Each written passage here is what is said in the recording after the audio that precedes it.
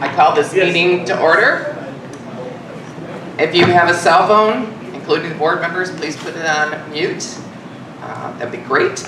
And silence your phone. I already said that. Okay, Karen, can you give us the video disclaimer, please? Yes, this general session is being filmed and posted on the members portal of the First Service Connect website. If you speak during homeowner comments, your image and comments will be included in the filming. Private audio or video recordings are prohibited. And Karen, can you lead us in the Pledge of Allegiance, please?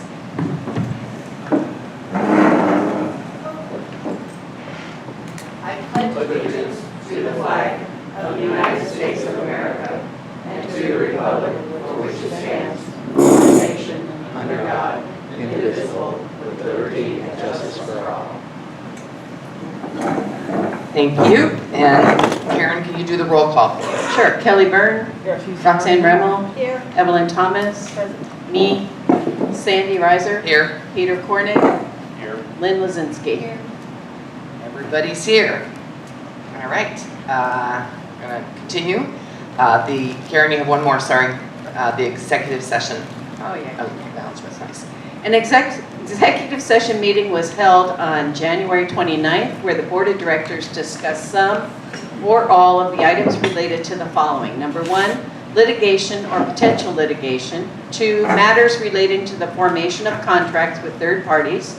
3, member discipline. 4, member delinquency, including payment plan requests. 5, personnel matters. And or 6, approval of executive session minutes. Thank you, Karen. You can pause now. We're going to do the minutes now.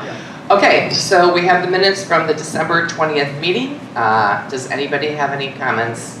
Of course I do. Kelly? Roxanne? No. Evelyn? No. Karen? No. Peter? No. Lynn? Okay, I only have one.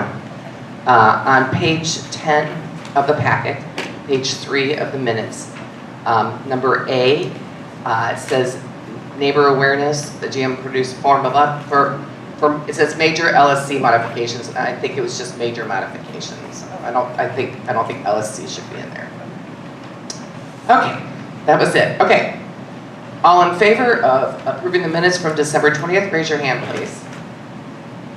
Okay, Nina 700. Oh. Second.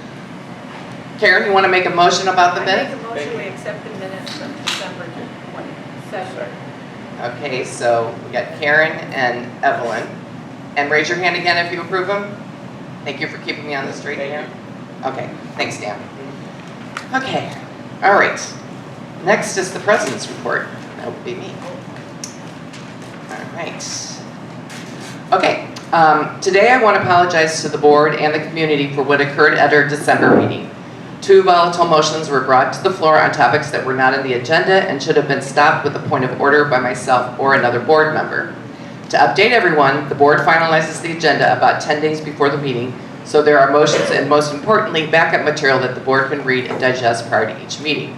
This is a policy we've had for over a year and has created a much deeper evaluation before the meeting versus in the meeting.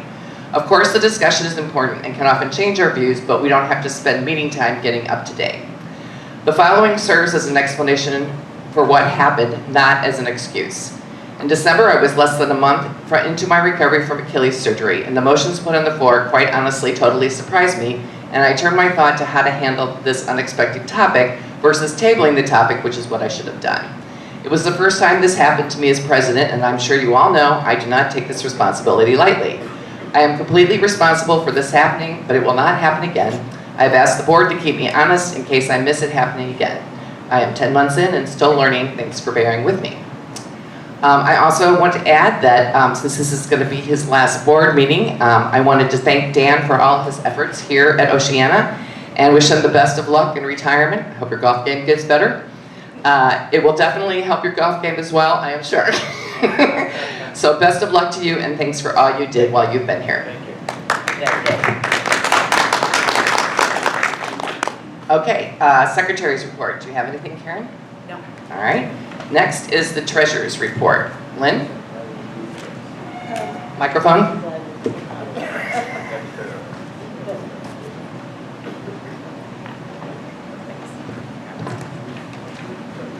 I need to retract my treasurer's report. It was made based on anticipated things that did not come to fruition, so I will have a report on, is it working? I'll have a report on the year-end financials for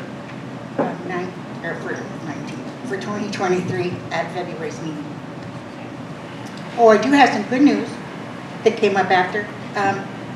We did some projections when we did the 2024 budget.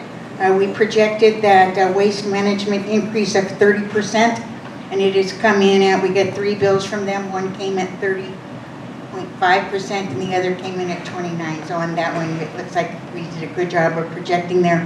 We're still waiting for SDG&E to see how we did on that. Thank you, Lynn. Next we have the, Point of clarification. you need to use your microphone, Kelly. Yes, thank you. Point of clarification. It's on now. Point of clarification, so we retract this and we just disregard in totality your treasurer's report? Microphone.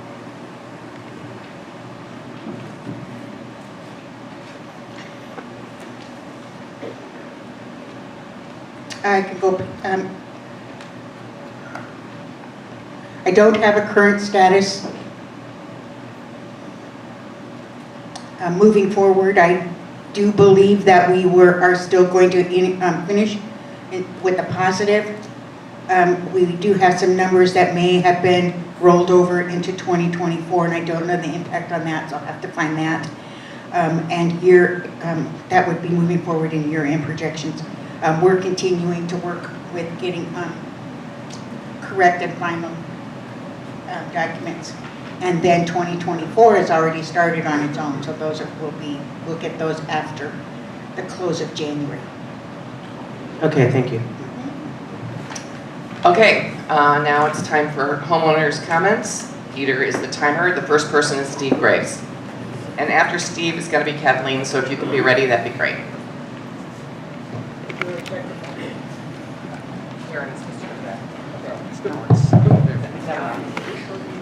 Hello. Steve Graves, Unit 8, 105. I'll keep this brief. I've read the cross complaint and I've read the demurrer. And though they are complicated documents, they're written in English and I can understand them. And I've been informed of a situation that we are not prepared for when the judge rules on the two documents. The amended cross complaint is answered by the demurrer. If the judge upholds the demurrer with prejudice, our lawsuit's dead. There is no appeal at that point. And if that occurs, then the lawsuit will be considered spurious. We will receive requests for fees or demand for fees from their attorneys and possible punitive damages. Now, members need to know this. It may not happen, but it could also happen. And I think people need to be prepared for a big hit if it comes down the pipe.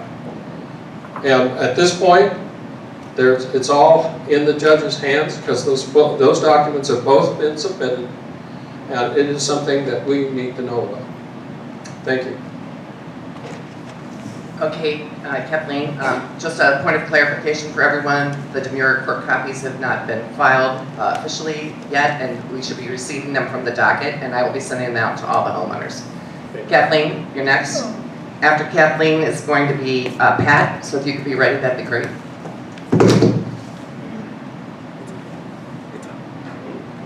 It's on?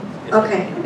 Okay, great. Well, first I want to start with a couple of thank yous. I don't know if anybody from the Garden Club is here, but the Garden Club recently made a monetary gift to the Friendship Garden, and I want to thank them for that. I think that's made us feel very supported, and thank you. Another thank you I want to mention is to Peter.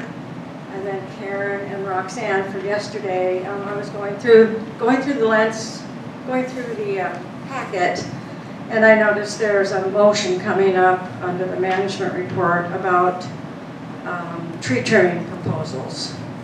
And it immediately raised red flags for me because of the cost and the fact that we don't have Fernando. When we do big landscape projects, we don't have a Fernando that goes out and says, yeah, I agree with what the vendor is suggesting. We have a manager, so there's kind of a hole there. So I want to thank the others on the board for paying attention and checking it out. And they're going to vote on these motions today. But a couple things I want to bring up about this motion is I'm not convinced that we have the reserve money for this. It's $73,000, and I believe we have about $40,000 budgeted for trees. There doesn't seem to be any quality control. Like this bid talked about drilling holes in stumps and treating the tree stumps, but it didn't say with what.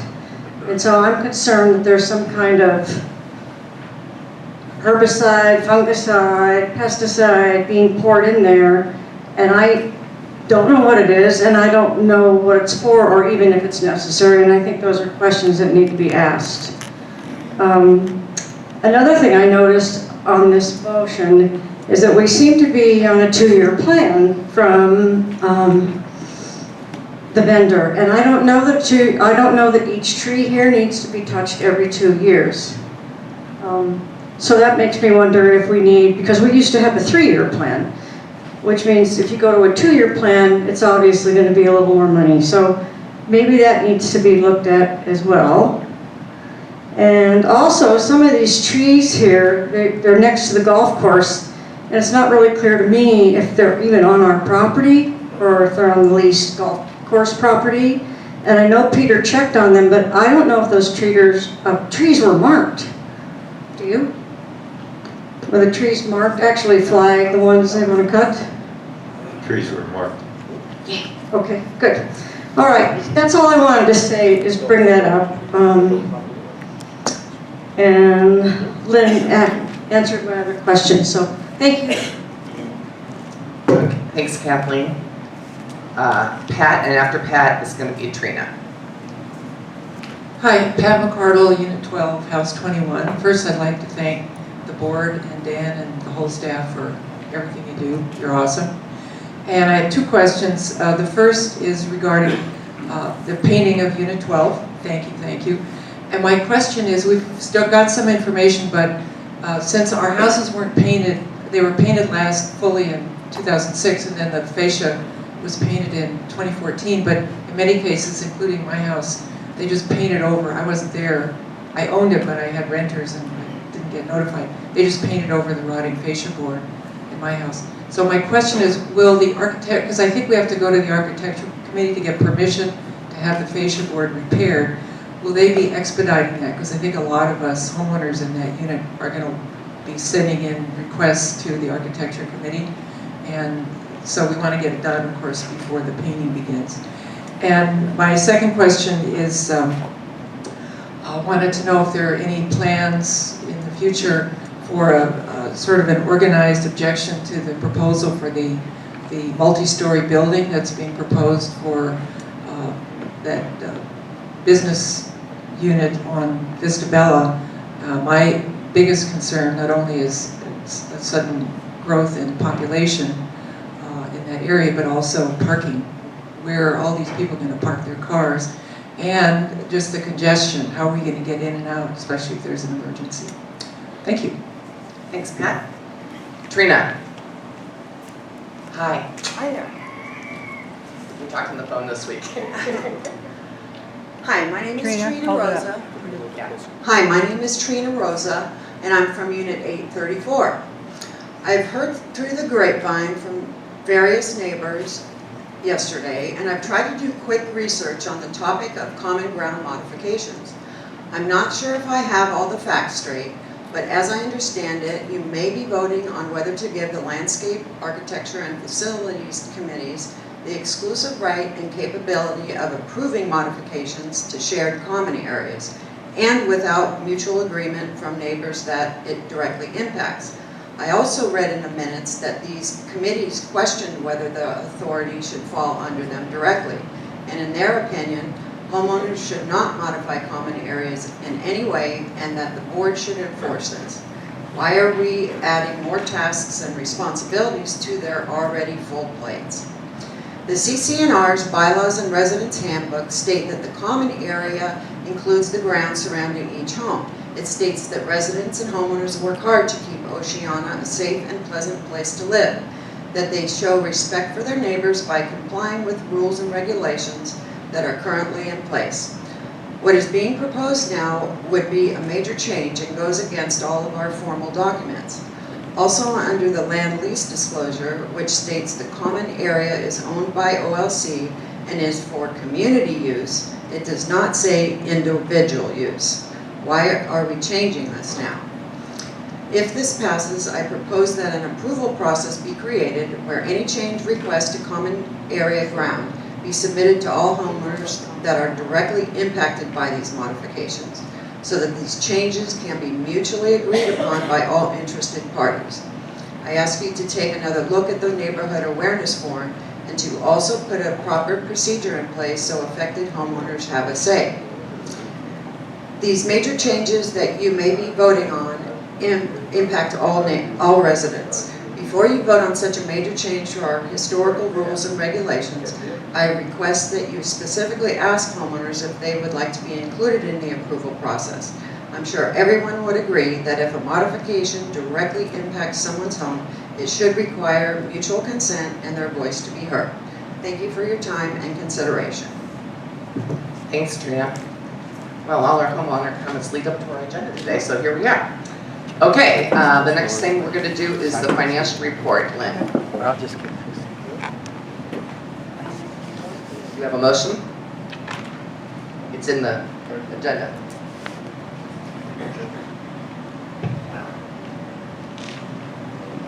I don't have financial reports, so we're gonna have to table consideration of financial reports until next month. That's August through December, correct? Yes. Okay, so Lynn made the motion, Karen seconded it. Any discussion? Peter? No, I agree. Kelly? Roxanne? Evelyn? No. Karen? I don't have any either. Okay, all right, we went round once. All those in favor of tabling it until next month, raise your hand. Okay, also just a point for clarification is the board has received the December financials. We have seen them, we haven't reviewed them yet, but we've received them. So I just want to make a notation. We had received August through November as of last month too.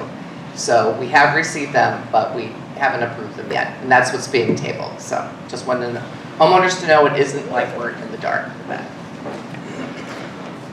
Okay, Dan, your last general manager report. Are you going to sing and dance for us? You don't want to see that. Okay. Maybe the singing, but I don't know about the dancing, so thank you very much. Just a few notes here on my management report. We will be talking in a moment about the tree trimming, but I'm pleased to announce that we were able to get our staffing levels up, so we were able to hire our new porter. His name's Joseph, and he just started on Monday. And we have our front desk associate, Tony Valenzuela, who was our porter, and she's moved up, and she's really great. She knows many of the homeowners, and I think you'll enjoy working with her up front. Also want to remind everybody that the annual notice, which has the your physical address, your rental status, we need that back in. February 5th is the absolute last day, so if you have not filled out that form, and many thanks to everybody who has, but if you have not done that, could you please get that into the office?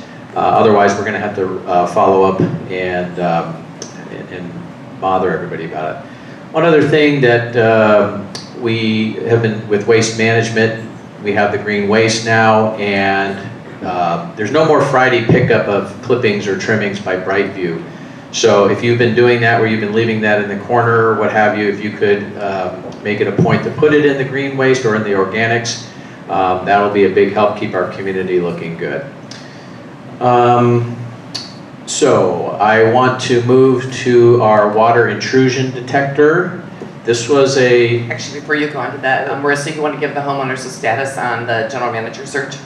By the way, if you don't know, this is Marissa, and she's the big boss. Good morning, everybody. You've probably seen me here in the past meetings. I've been in the audience with you. Today I'm up front. So just to give you an update on the GM selection, we've already interviewed several individuals and we will be vetting them through the board as soon as possible with the goal of having a new GM in place by March. Thank you. I just want to add one other thing if I could. It's been great to work with the board, getting to know many of you as homeowners. My team here has been wonderful, and I'm going to really miss the sunsets in the west when I walk out of the office. So. And you won't get texts from me anymore that say go home. Exactly. Okay, so we several months ago we met with our insurance carrier Philadelphia, and they came up with a no-charge program for water intrusion devices that we could install here in the clubhouse as well as in our office area. This helps monitor in case there ever is a major water event, and we would then be able to mitigate that right away. So I'd like to entertain if there's a motion to approve that program as presented. Does someone want to make the motion? I'll make a motion. Kelly's going to make the motion to approve the Philly Sends program as presented, correct? Yes. Yeah, so Kelly, and you're the second, correct, Roxanne? Okay, great. Okay, questions? Karen? Me, I have a question. Did you talk to the water remediation ad hoc committee about this at all? We have not. Okay, so I would just suggest you bring them in the loop on this, because this would be something they would definitely be interested in. Okay. And Peter's the liaison for that group, so. Speaking of which, Peter, do you have any comments? No. Okay. Lynn, Yeah, this is, you need to use your microphone. I'm telling you, March. this is $6,560 more for 2024 than we have in the budget. On the free program? On the tree program, No, yeah. we're not on the tree program. Philly We're on the Sends free program. Oh, I thought you said Philly The Sends Philly program. Sends program. I'm sorry. I don't have any questions. Okay. Right, Kelly? Just to confirm, is the office and the clubhouse, not the annex or the Sharonware or the art? No, we can install. They're happy to give us as many as we need. Generally, it's about 6, I believe, is what they were saying that we would need for our area. Great, thank you. Roxanne? No questions? Evelyn? No questions. I started with you, right? Okay. All right, all those in favor of approving the Philly Sends program as presented, raise your hand. Lynn, no? Oh, you're yes, okay. 700. Thank you. Next, we did regarding tree trimming, we did our review. And let me first of all back up. There was some question about 2-year, 3-year. We just completed the phase of tree trimming that was supposed to be done in the fall. So if you think about that, that's the first year. So this is now, we're looking at the 2nd year and the 3rd year of the program, okay? So we were having to play catch up, if you will. So we met with the forestry group, we reviewed the entire area, and there's several different items to bring up to you. One is in Unit 7A, a palm tree where there's been some wounds in this tree. We suspect it was foul play, can't prove it. However, they're recommending to apply a fungicide to prevent that spread of disease, and that cost is $450. The next is fire blight of the pear trees, and they are significant throughout the community. Now this also requires a fungicide treatment to control the damage, but this does not fix it, unfortunately, from what our arborist from the forestry group said. But this will help keep it from getting way out of control and losing all of those pear trees. The cost for that treatment is $984. And for the comment that was made in the homeowner forum, these are systemic, these are not a spray. These are items that are injected into the ground, so it's not going to be posing a health hazard, any spray type thing when we're doing a fungicide. These are all systemic, like that you're putting it right into the ground. There are then on the third item, 3 Aleppo pines and 1 giant yucca that are in the kind of near where the border of the golf course is, where their cart barn, and where we are in Unit 8, when you're kind of going down that first driveway. Is that 8th Street, Fernando? On 8th Street. So there's several trees that need to be removed because it's not if, it's when those are going to fall onto the cart barn, and we would have some additional liability there.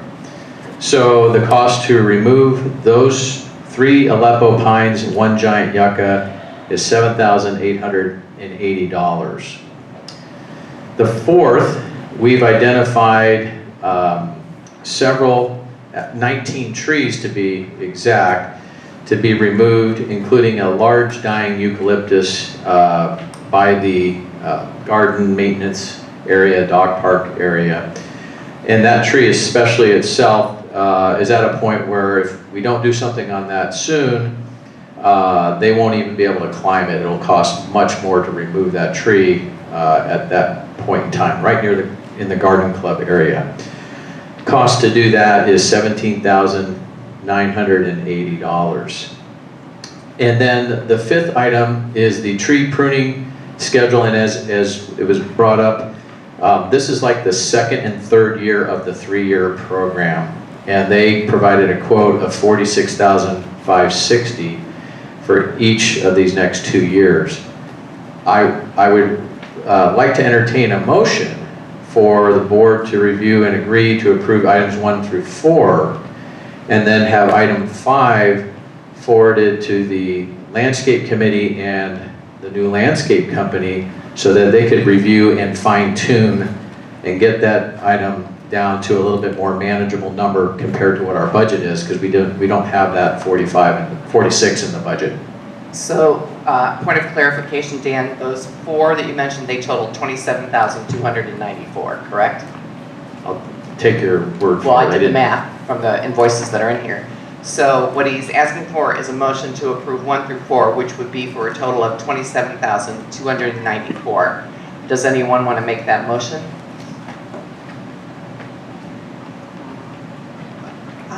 I don't want to make the motion, but I would like to table this.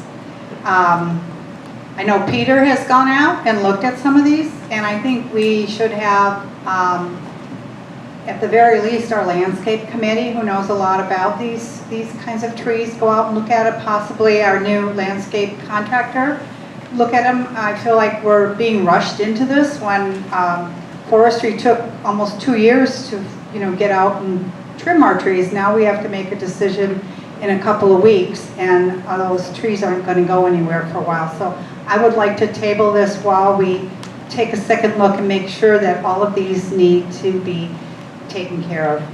So you're saying from 1 through 4, you want them to be looked at? Yes. Okay. All right, so nobody's making the motion unless I hear. Okay, so the motion is dead, so. And you had a second one about the pruning schedule? Excuse me, can I just ask for clarification? On the 1 through 4, are these part of the 40,000 that's in the current year budget, or in addition to? It's in addition to, if I read this correctly. Yeah. Okay. Yeah, the total is 60. 67,294. Okay. Okay, so No motions. you don't want, We're good? okay, so no motions, okay. I have another point of clarification. You referenced we when you talked about it. We reviewed the plan. Who was we? So I heard you. I'm sorry. The question was the we. Who is the we? So we met with But who is the we? myself, Nina, and Eric from the forestry group, and he pointed out those areas to see if we would concur that these, for instance, he's pointing out the fire blight of the pear trees. It's very easy to go and say, yeah, that tree's got a lot of dead material on it. Yes. So no one from landscaping was there, correct? Correct. And my second question is, you referenced 17,000 to remove the eucalyptus behind the garden? It's all of those trees, 19 trees in Oh, total, that's what I thought. including that very large one eucalyptus tree. And maybe this is a Fernando question. The eucalyptus, were the eucalyptus to fall, it wouldn't hit the maintenance area. No. So really, the recommendation is to take the tree down because it's at such a height that their climbers can't get up there. The tree is in the process of being dead. Yeah, well, we had one die down there 2 years ago and it fell down. Okay, so this motion is tabled, but I'd like to ask for service to come back in February after going through this and involving the landscape committee as well. Thank you. Okay, next we're going to talk about wood shop and lavender. Thank you. We were able to meet with both the representatives of and speak with the representatives of the wood shop and lapidary. They did review that. They're all in favor of incorporating that. There is one slight change in terms of the hours of when that is open, but other than that, they're in agreement and would like your approval on that. Did everyone review what was in the packet? Does anybody want to make a comment about it? Okay, both of you. Karen? Okay, in the wood shop and lapidary are open at the exact same time? Question one. You can't open the lapidary without the wood shop being open. Okay. In the very top line, it says, welcome to the wood shop. To enter the area, the waiver agreement must be signed and turned into the office. I'm not sure what the waiver agreement is. This thing on the page behind it, 57. Okay. This doesn't say it, it's a clarification thing, but OCA also has an activity risk and release form. That is a given that they signed that. Okay, maybe that can go in here too to clarify that, Absolutely. because it's unclear as to what they have to sign. And the other comment I have, throughout the agreement, they talk about a volunteer, a competent volunteer, and if they could clarify, I assume that the volunteers are trained or qualified to assist somebody. If I go into the wood shop, a volunteer would help me because they know what they're doing. So. It's my understanding that the volunteers get vetted through the person who oversees that activity, that group. Okay, so what I'd like to just clarify, and it may be just a word or something like an official volunteer, because I could imagine I go in there and Peter goes, oh yeah, I can help you, I know what I'm doing. He's not vetted by the shop. There's no guarantee that he knows what he's doing. And so just say official. Can you say where you want that then, please? Sure, I can pass this down. Well, actually, if you could tell us, that'd be great. Oh, well, it's in a couple different, it's like 3 different places. So like paragraph 2, right? Can I just say where it says competent volunteer or volunteer to make it an official volunteer? Maybe approved. Yeah. That's a good word. Whichever word they like. I mean, vetted volunteer, official volunteer. I don't know, Marissa, maybe there's a word that First Service uses. Well, it's wood shop, so my concern is, somebody getting hurt or somebody using something, equipment inappropriately. So the question has to be, because insurance will want to know this too, how is that individual vetted and how is all that stuff determined? So it would be whoever is a qualified expert in the wood shop. So are we willing to, can I ask the audience to please not talk while we're having our meeting? It's difficult to hear. So the suggestion by Kelly was to put approved volunteer, that approval process coming from management, Sure, right? we can do that. So a management approved volunteer? But we'll have to, well, you're not going to, well, we're gonna create rules. It'll be a management approved volunteer, but keep in mind, they may have to go through other layers to be approved. That may not be approved. We'll get that. But you're basically, management would say, we've gone through all the layers, this Yeah. person, okay. So if I'm in the shop and somebody comes up to me and they have a badge on, I am the volunteer, then I know that's the person to go to for help. It should say, It'll say something designated as far as certified, would volunteer or whatever. I've Thank met all the classes or whatever, so. Thank you. Can I make So, a point wait, it's not of your turn, Scott. clarification? Let's talk about how it happens right now. People don't walk around with badges on. There isn't. No, I'm just stating what the reality is at the present time. And we actually have a person here who is a volunteer, and Lisa in the back could talk about how she's been vetted. If I'm in there working and you come in and Lisa's not paying attention and I see you doing something that's unsafe, I'm going to stop you or I'm going to help you. So everybody's concerned about risk in there. Nobody wants to see anyone get hurt. Okay, so since it's still Karen's turn, Karen, the change that you asked for is anywhere it says competent volunteer or volunteer to say management approved volunteer, correct?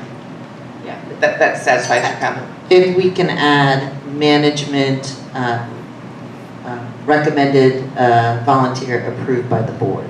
And so we'll create a list. You guys have to help. We will create a list. You have to be vetted out So and certified. What's the sentence?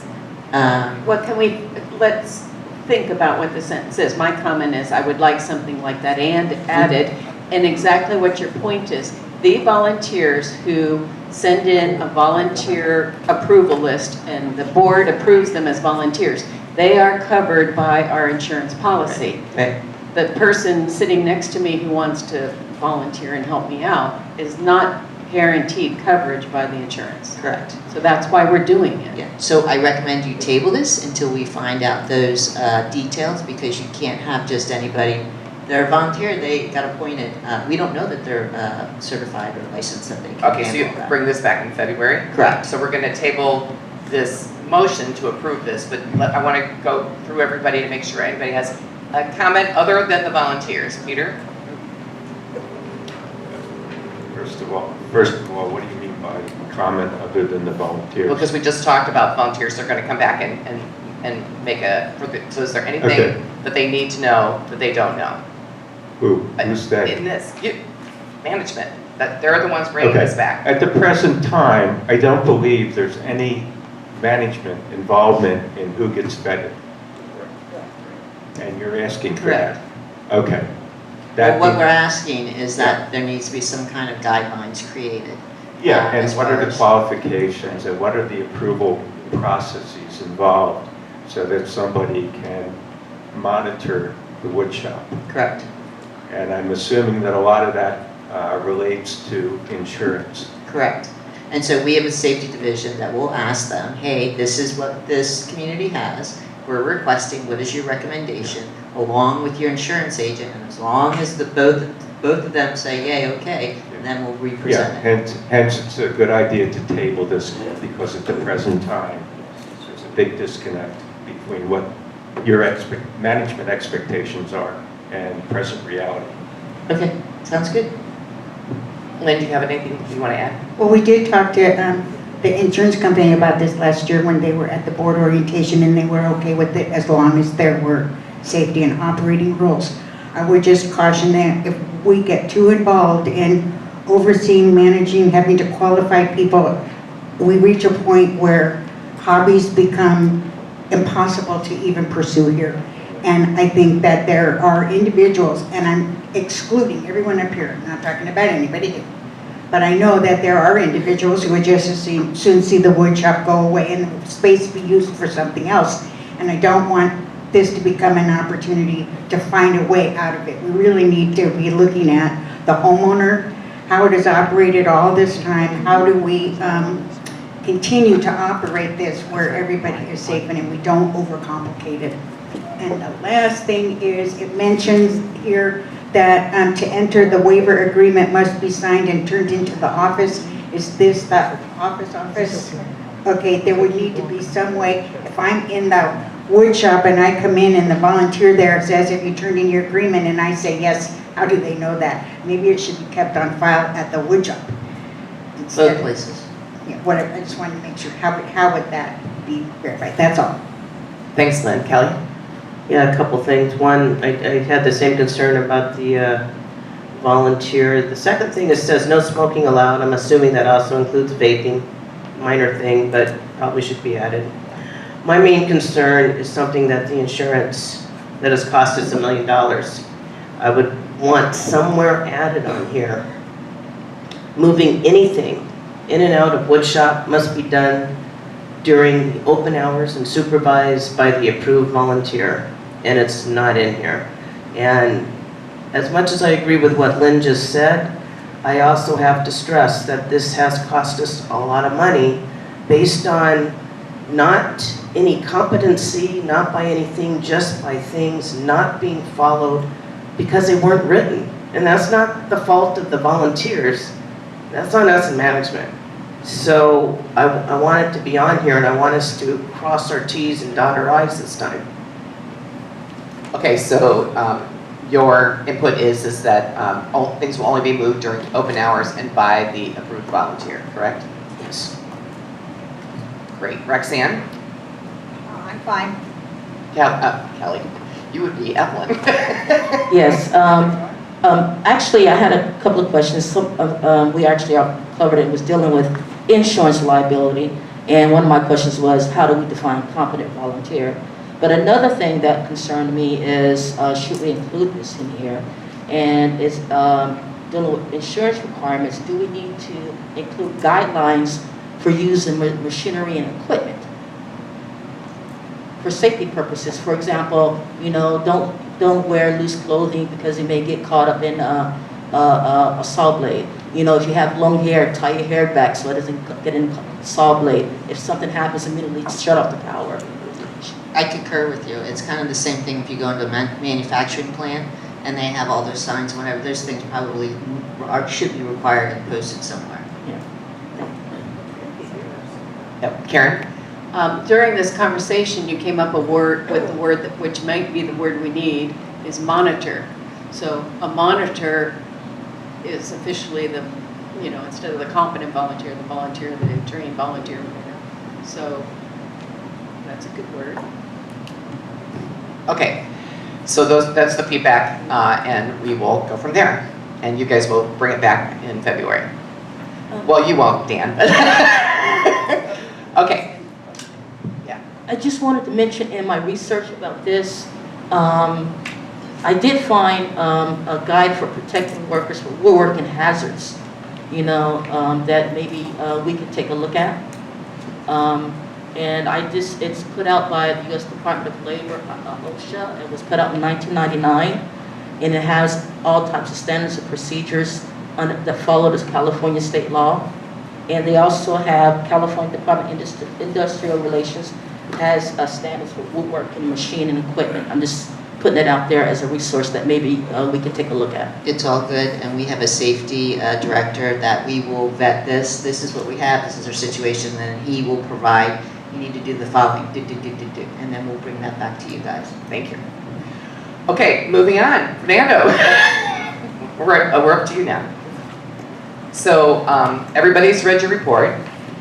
So I'm going to do this like I do it every month. I'm going to do this like we do it every month. Does anybody have any comments on the completed or in progress section? Not up next, completed in progress. So Kelly? Yeah, Fernando, in the completed area, I'm assuming number 10, Unit 4, red lines have been painted. Are you doing this in any particular order? Is Unit 3 next? Is Unit 5 next? How are you doing that? It's not in any particular order. We're going around, and the ones I see the most faded is the ones that are getting done. So Unit 8 is one of the biggest ones, and 9. So when we have a little bit more time, we try to do those because they're longer lines. We're trying to do the smaller units first because we can do them faster. The next one would be unit 3, but it also means we're gonna get some paving done around the community, and that's already included with the paving. So, it just depends which unit's gonna be next. Okay, thank you. Anybody else? I have a question. Completed or in progress? In progress, Unit 8, red striping. Who makes the final decision what gets to be striped red and what's not? The fire department. And do they take into account the need for parking on the street? They take account for the fire engine. It doesn't really matter about the parking. It matters of access of emergency. It's all about what the fire engine needs. Correct. Correct. There's a second part to that. There's no appeal process? No, not really. It's more for safety emergency purposes, and also safety for clearance of vehicles coming in and out of garages, access, and everything.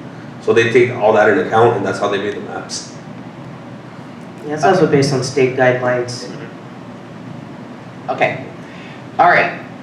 So, completed, in progress. I think we're done. Nobody else have anything else? So now we're into up next.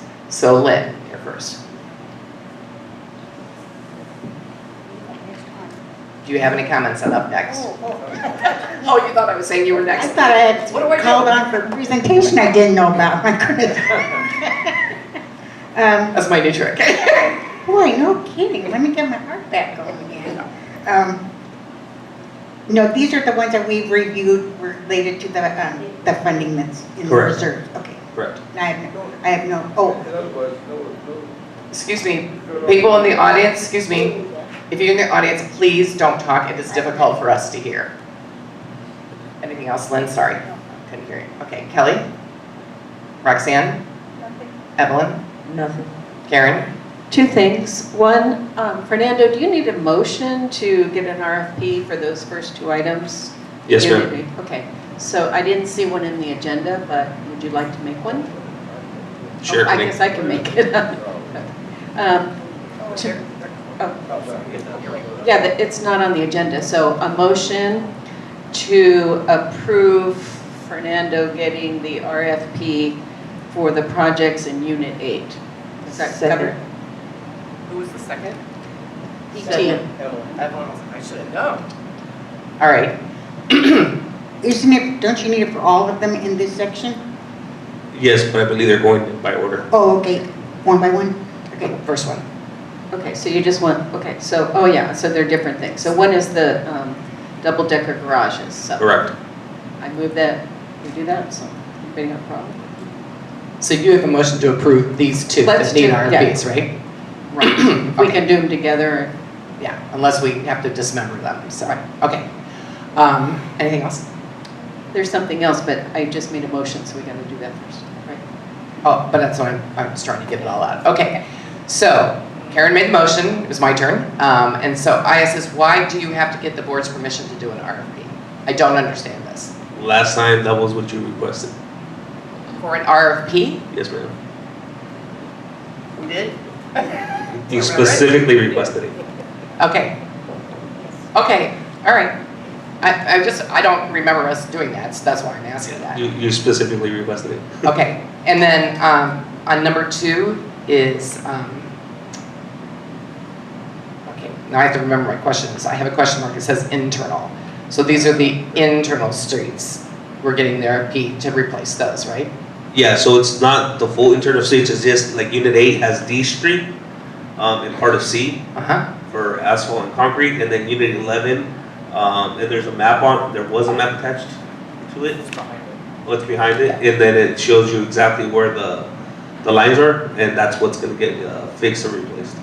Okay, and then 3 and 4 are also internal streets? And Oh, sorry, 4. 3 is the lighting in Unit 6.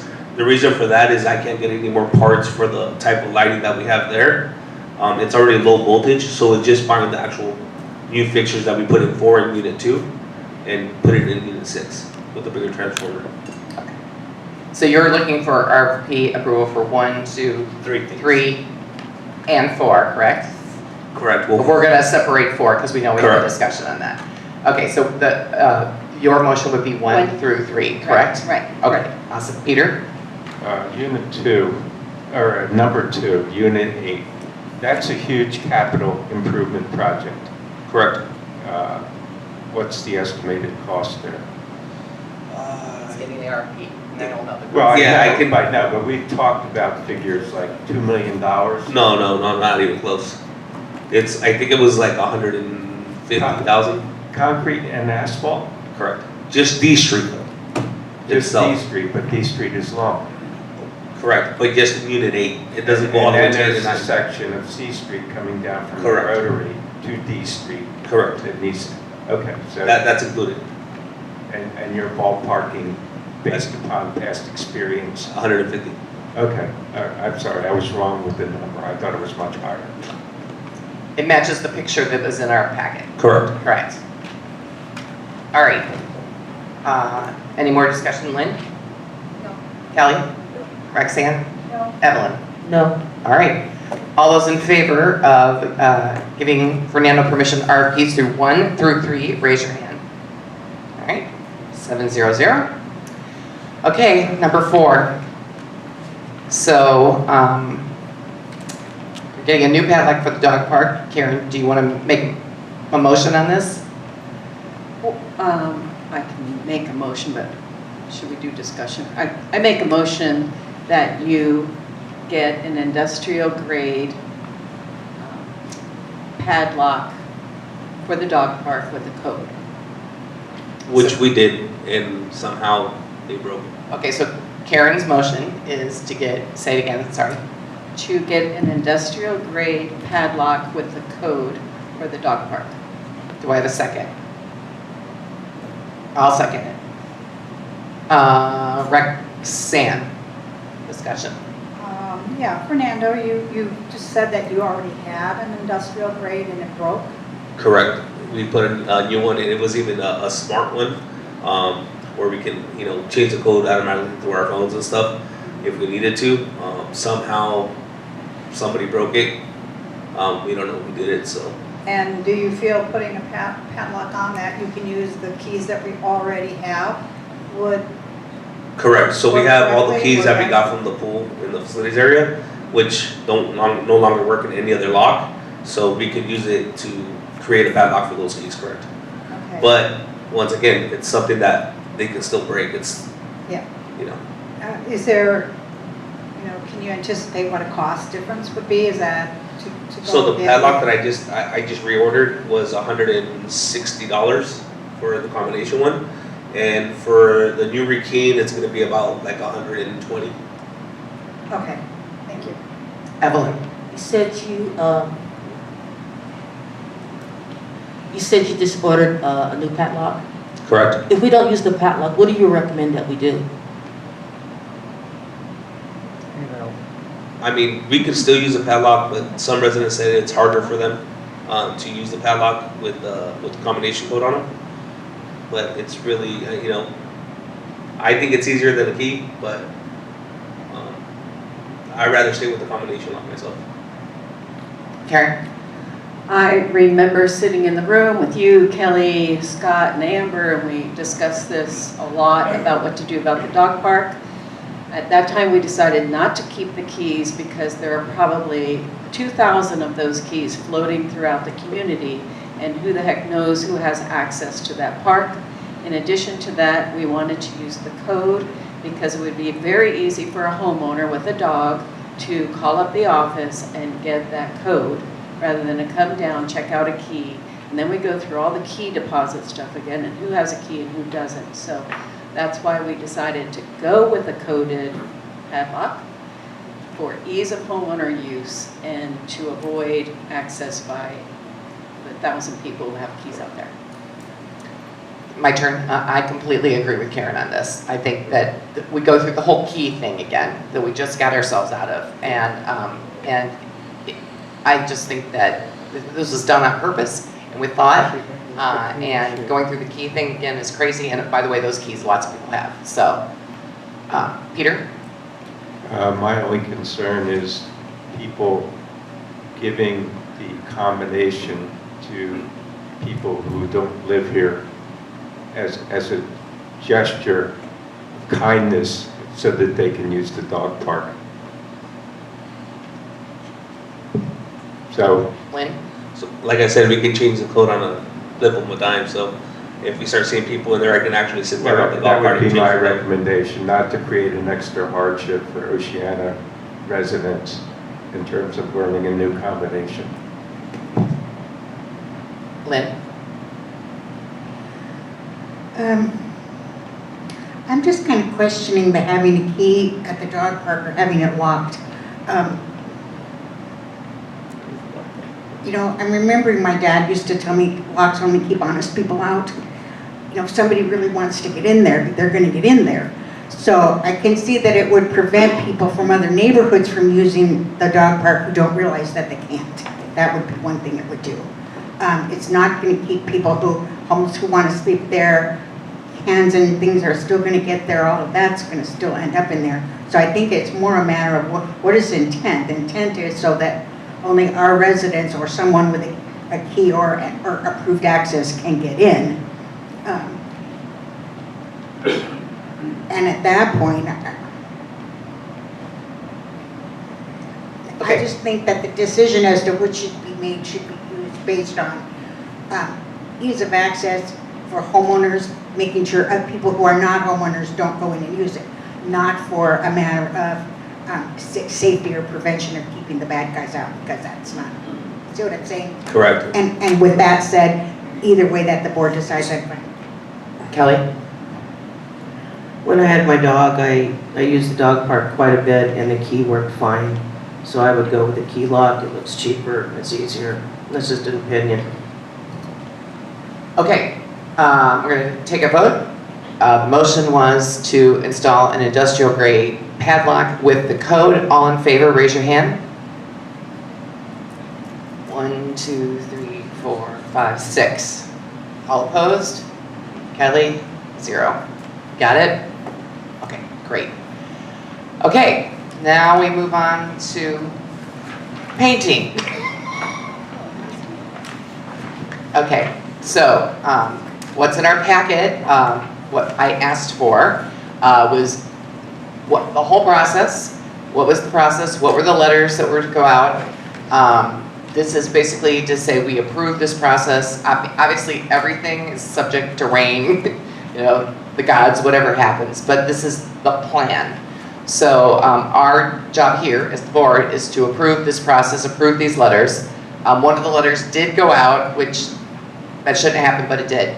And so, but everything else is, so the first page on page 63 is on the website. Okay, so this is out there. The letters come after that. And the first one, is it the one on page 64 that went out? Am I right about that? Correct. Okay, the one on page 64 went out. So, the motion they're looking for is the board to accept the schedule and homeowners communications as presented. Is that correct? Okay, anybody want to make that motion? So we can start a discussion? So moved. Peter made it, Second. Kelly seconded. Okay, Evelyn.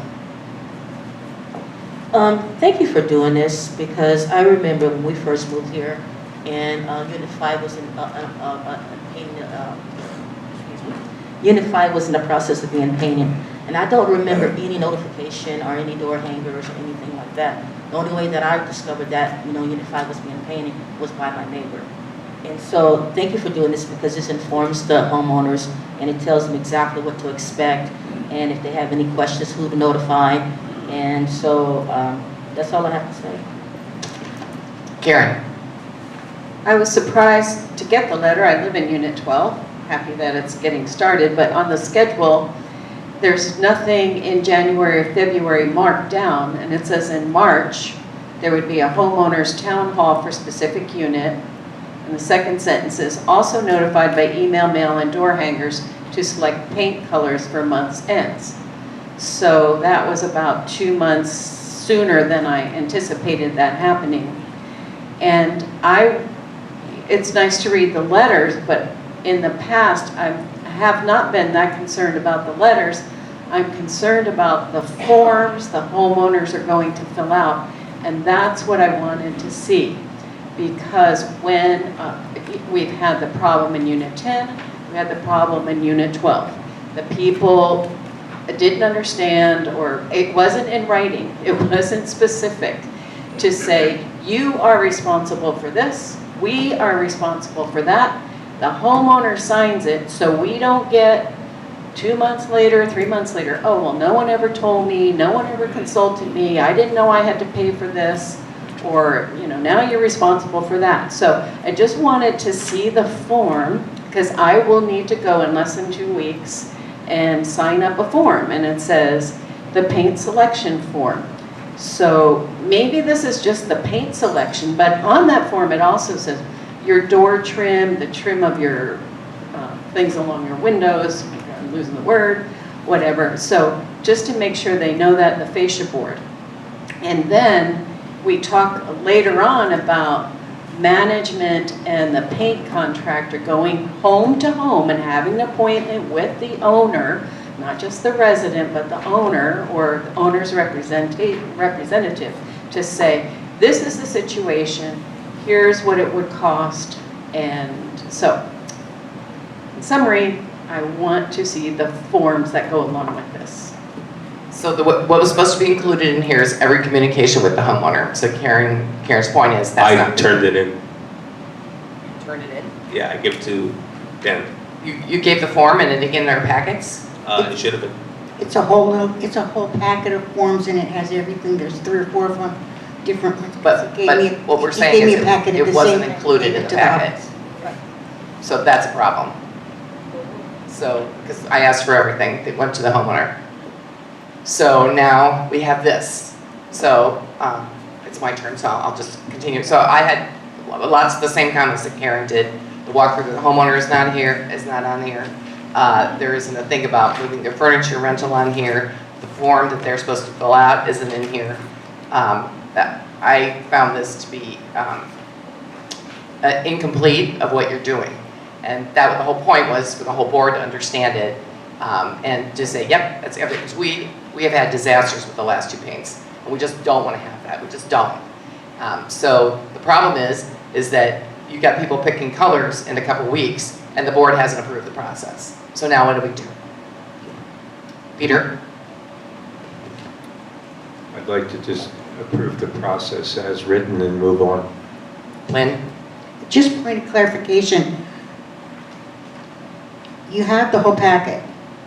You made a copy of it for me because I was in the office. Am I understanding that you did turn it in to go in here, it just didn't get in here? I was asked for everything that we're gonna put for the paint, and I turned everything in, so And it just didn't get in here, okay. it just somehow gonna get in there. And I know everything's been put together, because like I said, and I can get those copies, and you would have to look at them now, they're sitting on my desk. So I think that tabling this would be the best thing. Kelly? I'm with Peter, let's just go ahead with what we have. If the forms are there, then that's fine. Roxanne? Can they be electronically sent to all of us to review? And then we can do an electronic approval to the board on those forms? No. No. No. We need to review everything that's going to the homeowner and with the comments that we made just now, because those things have to get updated as well. And so, I mean, we can vote on this motion that's here. So everybody's gone around. You have anything else you want to say about what we were given? Sandy? Yeah. If I may? Sure. Just make a recommendation.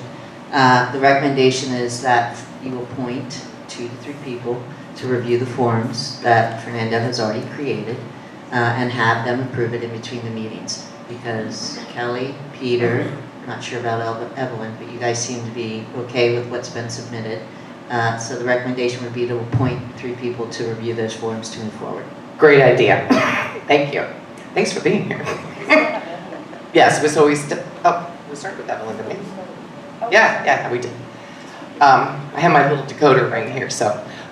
Okay, so that's a great idea. But I thought we had a motion, we did. Peter and Kelly. So the motion is to accept the schedule on the homeowners as presented. All in favor, raise your hand. All right. All opposed? All right. I have a motion. Thank you, Karen. I make a motion that the board appoint 2 to 3 board members to review the forms to go along with the Unit 12 painting process. I'll second that. I'm up. Okay, I think that's a great idea. I think we should do that. I think that obviously it's somewhere in the building, so it shouldn't take too long to do it. 2 to 3 people, I think it's a great idea. And then we get this done, and then we have a painting that will work the way we want it to. Peter? No comment. Lynn? I have the packet. I'd be glad to meet with 2 other people and go over it. Kelly? Roxanne? Evelyn? I'll work with you, Lynn. I'll work with you, Lynn. Karen? Of course, I would like to work on it. I know it's her unit though. That's where I'm having a sticky wicket. Hey, listen, that's probably the. Well, it is, but it could be weird too, so. Well, I'm also the forms lady. She is and correct. I'm just looking at it as the contract. In the past, we had an ad hoc painting committee which was supposed to come up with these things, and they never did, and so we had a disaster again in Unit 11. And it's not the painting project was a disaster, it's just some of the people had trouble with the communication. So all I'm looking for is to make sure that, Fernando, you're protected by the people coming back and saying, you didn't tell me that. That we don't have to have another meeting, because we always have to have another meeting, so. Okay, so the motion is for 2 to 3 people from the board to meet with management, to go through all the communications and just make sure we have the clarification. All those in favor of creating that committee, raise your hand. 6. All opposed? 1, Peter. Okay, the motion passed. I designate Lynn, Evelyn, and Karen because Lynn and Evelyn can outvote Karen if for any reason there's any personal Unit 12 stuff going on. So I want to be really clear that I'm designating Karen with that caveat, and Lynn and Evelyn have the responsibility. Okay? If you guys can meet in the next week, that'd be great. If they're, depending on what time we're done here, if there's time, we could do it right after this meeting. Otherwise, Yeah, give them to us. Well, people have to have time to look at them. okay, I'll scan them and send them to Okay, you. all right, we're moving on. Okay, I think we're done with facilities. Thanks, Fernando, for coming. All right, moving on. Okay, an update on the rental policy. As Dan spoke about earlier, we don't have all the forms back. If you're a homeowner here and you haven't turned your form that was in your annual report, you can get one from the office. It's on the website as well. We need all of those. Every single home has to have that form. We need to know where your mailing address is for the purpose of elections and everything else. And we also need to know if your home is rented or not. We need to know all that information because Dan and I had this project, which is going to leave me to finish, which is the rental policy. So the CC&Rs are very clear. We went through that last month, and they're very clear about what needs to be done. So we just need to know the count to know how to proceed. So if we're under 25%, then the people on the wait list will be notified. Management is going to designate someone in the office that's going to be responsible for this program, and the program has been outlined. And then if we're over 25%, then we can't take any more rentals till we get under 25%. So that's the status. Okay, committee basic rollout. So if people remember, we approved the committee basics last month. Peter, as VP, has the responsibility of rolling this out to the committee in January. It's now going to be February. And he has some changes that he submitted on page 70 and 71, if all the board reviewed. So the board knows. Thank you, Karen, for going in and putting what the changes were that Peter put in here. So any comments on what Peter has on this form? Peter, you're first, so you want to go first? I hope everybody can read the form with the amendments, the edits that I did to the form to make it more intelligible.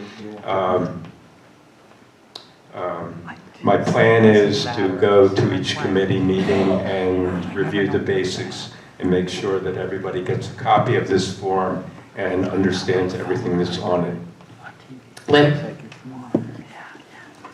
I didn't have any comment, you did a good job. Kelly?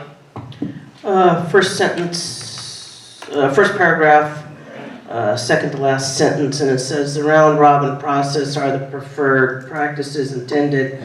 I would like that to be changed to is a suggested method. And the only reason why is because I look at architectural and landscaping committees, and that'd be really hard to do a round robin in that because you have to go by residential request. So you want to say that the round robin process is the suggested practice, correct? Is a suggested method. Okay. Is a suggested. Otherwise, good job. Okay, and Roxanne? It's very clear, and thank you for doing that. Well, you know, this is the document we approved last month, and these are just the changes that we're talking about now. Evelyn? I just want to say thank you for the suggested edits. I just want to let the membership know that this, upon information, that this is an original document presented with suggested edits. Thank you for taking the time to do the work. Karen? I have Peter's document, the way with this in it, so I'd be willing to take out the edits and the bolding and the strikeouts and put in Kelly's recommendation. Okay, and I have one thing that I want to keep in, which is under the point of order. When utilizing the round robin methodology for discussion, a committee member can call for a point of clarification directly related to the current speaker's comments. That's the way the round robin process works, and I think it should be in the committee basics. So leave it number 2. Point number 2 under point of order. Okay, so. Can I comment on that? Yeah, sure. Based on my experience over almost the last 2 years with the architecture committee, that generally happens. You don't need to have a round robin. But we have committees that don't use processes, and this is their suggestion. Like we said, we're changing it to the suggested method. If they use the round robin process, this tells them how someone can add a point of clarification. So it's not saying this committee has to do this, but it says if you use it, this is what you do.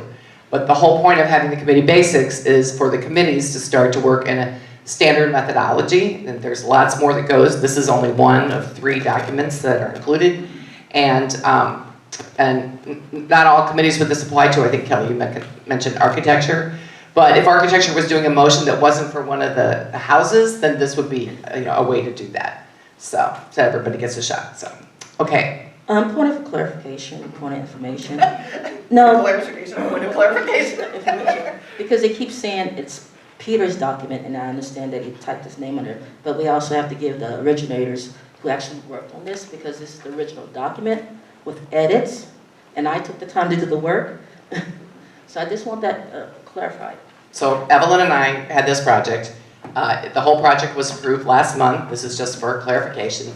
Peter didn't like this document, so he provided edits. We're now reviewing the edits. We're not reviewing the document, we're just reviewing the edits. And there were 2 edits that were suggested to be changed, which is to do the round robin suggested method and to bring back in the second point of order, and all other changes are being accepted, correct? Is that how everybody understands it? Okay. Point of clarification for Evelyn. Typically what we do, there are no names on the forms and everything, but it would show down at the bottom. No, I understand. Adopted I on the date. I So understand that. Peter's name was left there just so that I we know understand who that. put That's the one of the edits in. membership members. Okay.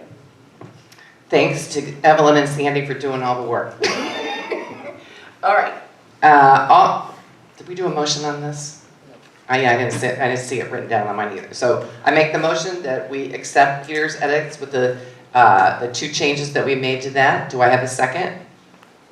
Karen seconds. All right, so that's Sandy and Karen. All those in favor, raise your hand. Evelyn, you're not it's okay. Okay, 700. Okay, moving on. It's Sandy and Karen, by the way. Okay.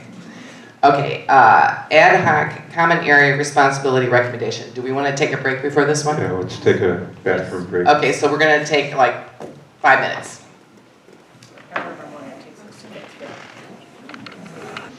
Okay, the next thing on the agenda is the ad hoc common.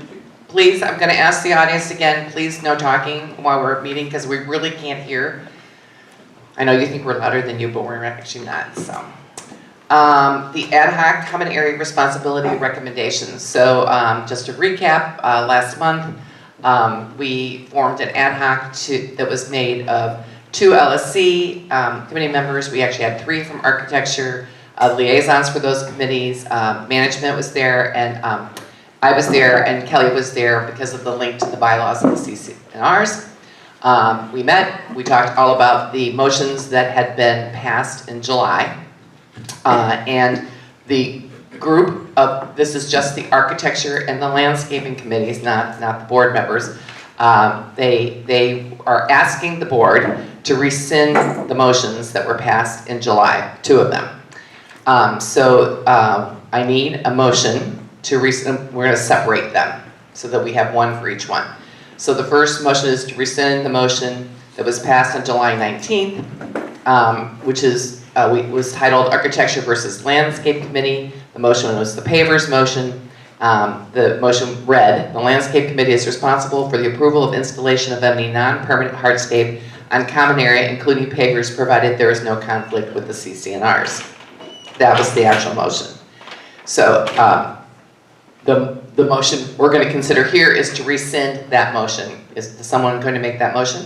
I'll make that one. Okay, Kelly made the motion. I'll give you the second. How's that, Lynn? I always get second. I'm sorry. We'll let you be first next time. Okay. So discussion. Let's see, Lynn.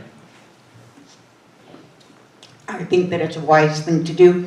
I think that, as I understand, because I was on one of those committees, the goal is not to discard all of the work that has been done, because a lot of work has been done in this process, but before that is actually implemented, to develop the process and the procedures that go before it, so that all of the questions in terms of, what's temporary, what's permanent, who takes this one, who takes that one, how does it apply, are all answered before it's implemented, and I think that's wise and responsible. Kelly. Yeah, this was putting the cart before the horse a little bit. The idea is good, but the implementation wasn't complete. So I think to rescind this and have it re-looked at and do the proper paperwork with the proper, to match our governing documents is important. Roxanne? I guess I really hate to see us rescind this.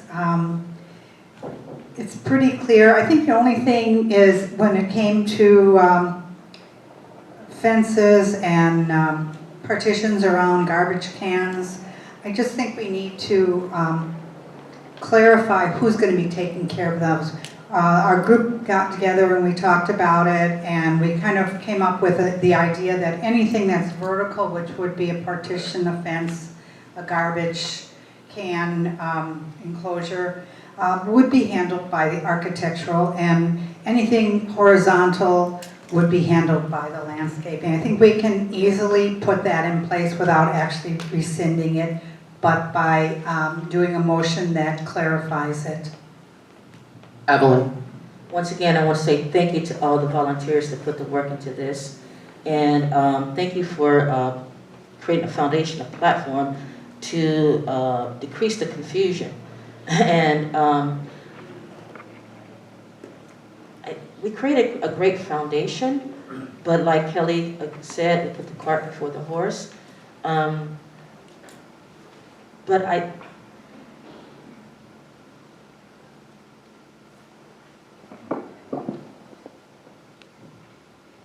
think we should have clear guidelines so that the committee understands what they need to do, and so they can help the homeowners.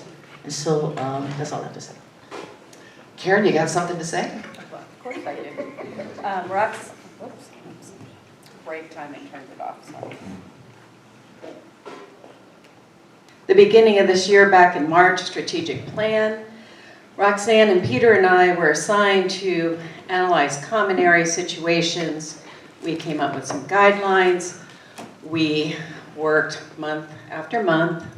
We went to our respective committees. Roxanne and I are liaisons to landscape. Peter's liaison to architecture. We presented what the ideas were. We were trying to designate which committee is responsible to approve which thing. Ever since I've lived in this community, it has been a problem for homeowners. And that's who I'm mainly concerned about. It happened to me. You go in, you want to have a modification, and you get bounced back and forth between architecture and landscaping sometimes. It's an obvious situation if you want to replace a plant or you want to put in an air conditioner, but where do you go otherwise? I had flooding against my home. I had flooding that destroyed my garage door. It took me 2 years to get through the process. Part of the problem was we didn't have a system in the management office to follow up on the resources going through, or, the reports and requests and all that. That is being worked on, it's being fixed. Fernando and Simone have been trained on that, and Nina's working on that. So that part of it is getting better. But just this past 2 months, we've had another thing where the person filled out an architecture form. It ends up in landscape committee. It ends up into a voices that were higher than just speaking volumes. We can't keep doing that. And so to rescind this is to say that all the work this board did from May, June, July. The other part was over that whole time, all of us were saying, please give us information. What do you want? We had a workshop in August. We invited facilities, landscape, architecture, and water group. Anybody who was interested, management was there, board members were there. Give us your input. So at this point, I wouldn't want to rescind what we have, but I'd certainly encourage, because the other thing that happened is we got a new facilities committee, to have the committees propose to us, if you don't like this, you come up with something and say, architecture and landscape get together. Architecture, tell landscape, if it's a fence, I'll do it. If it's something else, landscape, you do it. It doesn't matter who does it, but we have to communicate to homeowners who is going to do what. So if you have work that needs to be done on your house, you don't have to suffer through the bounce back and forth. So my thought is not to rescind it at this time and to consider proposals from either committee, both committees, facilities committee. Just tell us how you want to do it, but you have to do it for the homeowners.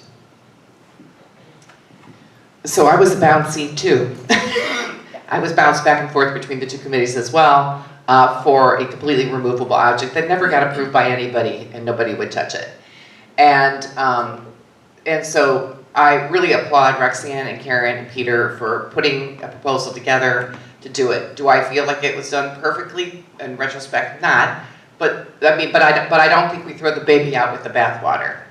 And so I think in this case, by stipulating the landscape committee in here, we sort of shot ourselves in the foot a little bit. And I believe that if we modified it, say that that we're going to allow pavers, they have to go through an approval process, and then we let the committees create the approval process, and it'll naturally go to someone it needs to go to. That homeowners will have an option to be able to do that, and homeowners who want to do something that shouldn't be done won't be approved. And so, I mean, this is actually talking about the approval process, and it can be denied. So throwing it all out takes us back to square one where we were, where homeowners weren't allowed to do anything. If you've ever been to my house, there's a part in the back of my house no one ever, not even the landscaping guy, is going to, because there's no landscaping. So all of us have that situation around our house in more ways than one. So I have no problems modifying to take the landscape committee out of this, but I think the option to do this should be something that homeowners can get approval for. Not go and put in their backyard, but get approval for. Peter. As I've said many times, this initiative is compliance driven. People have historically done things without approval on the common area, and there's been no accountability. It's very discouraging for somebody who moves in here or wants to do something, goes through the proper approval process to a committee and is told, no, you can't do that because it's on common area. And they reply, oh, my neighbor did it, why can't I do it? It's unacceptable. The process has to move forward. Will there be speed bumps along the way? Yes. And several people on architecture and landscape have been opposed to the whole initiative. And you can be opposed to it, but come up with a solution. Come up with a solution to the compliance issue. And the people who don't like it and want everything to be fair and voted for equalization, what's fair about the reality as it stands now?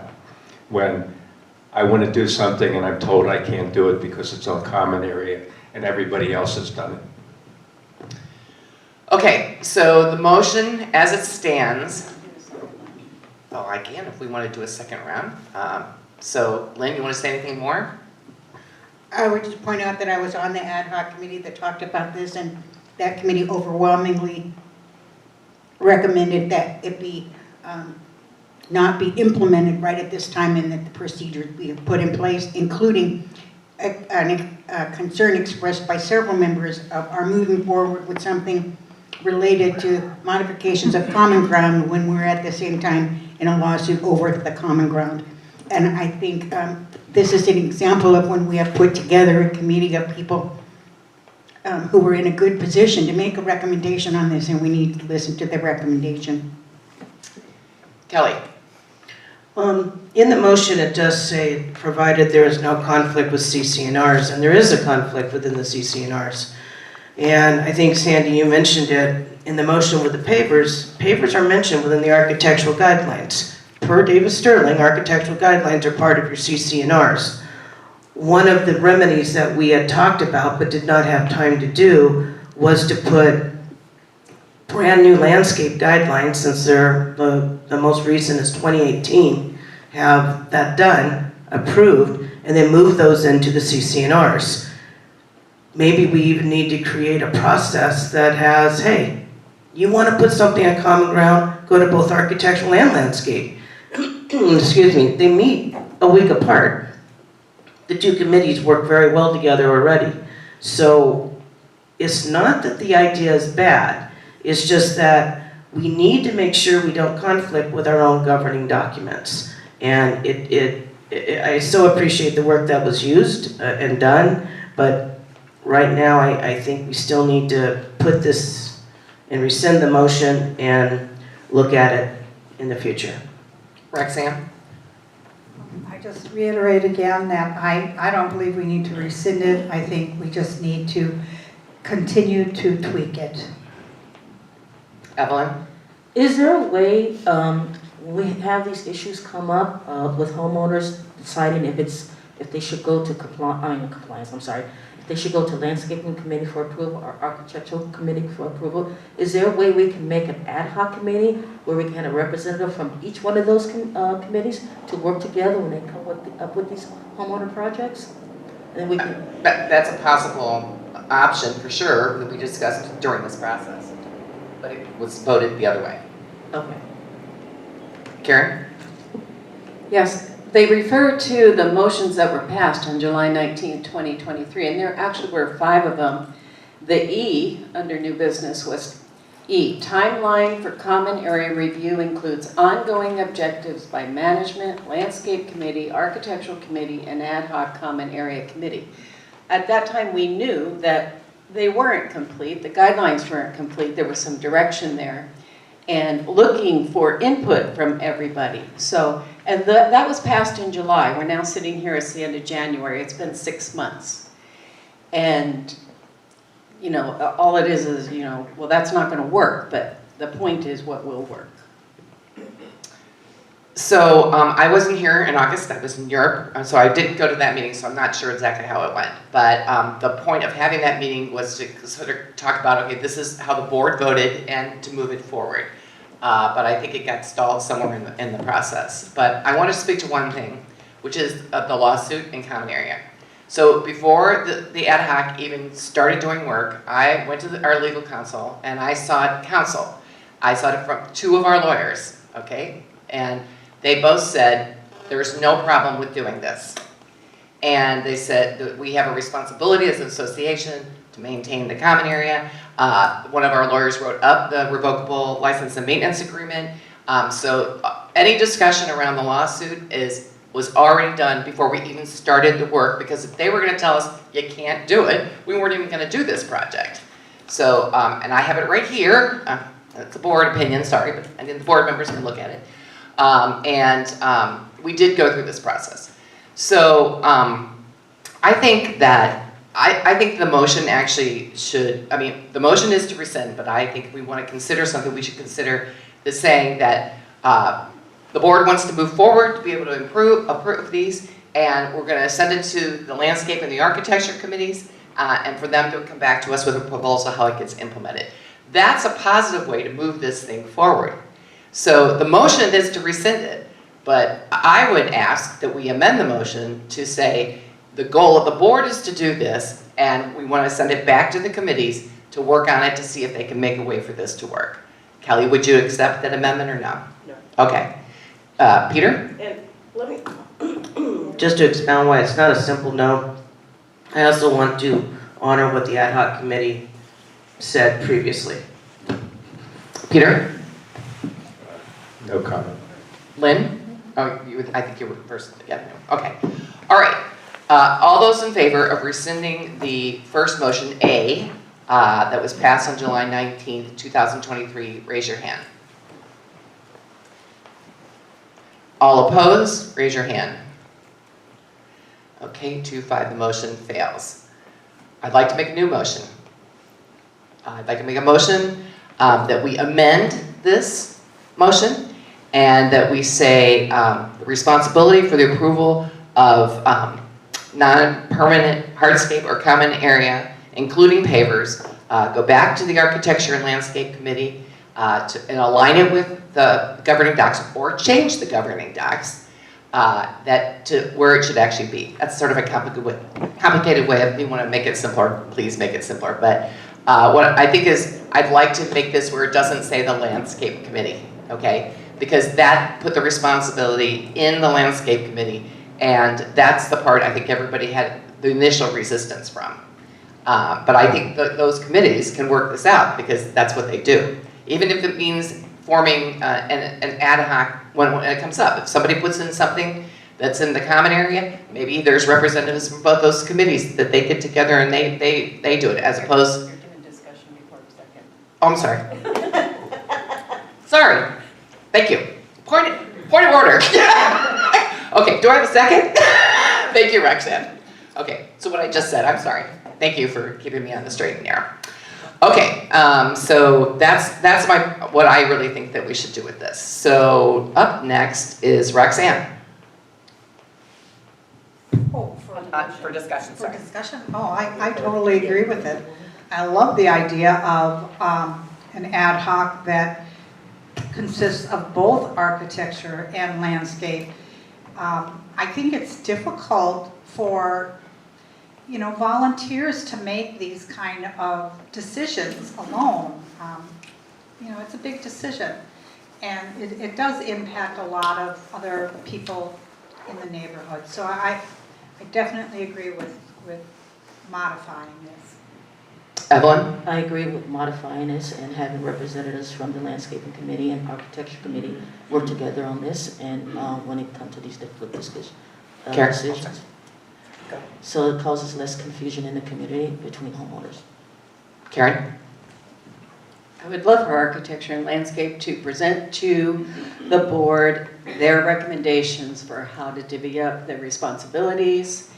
And when we talk about volunteers on committees, we have to remember that the board members, we're all volunteers too.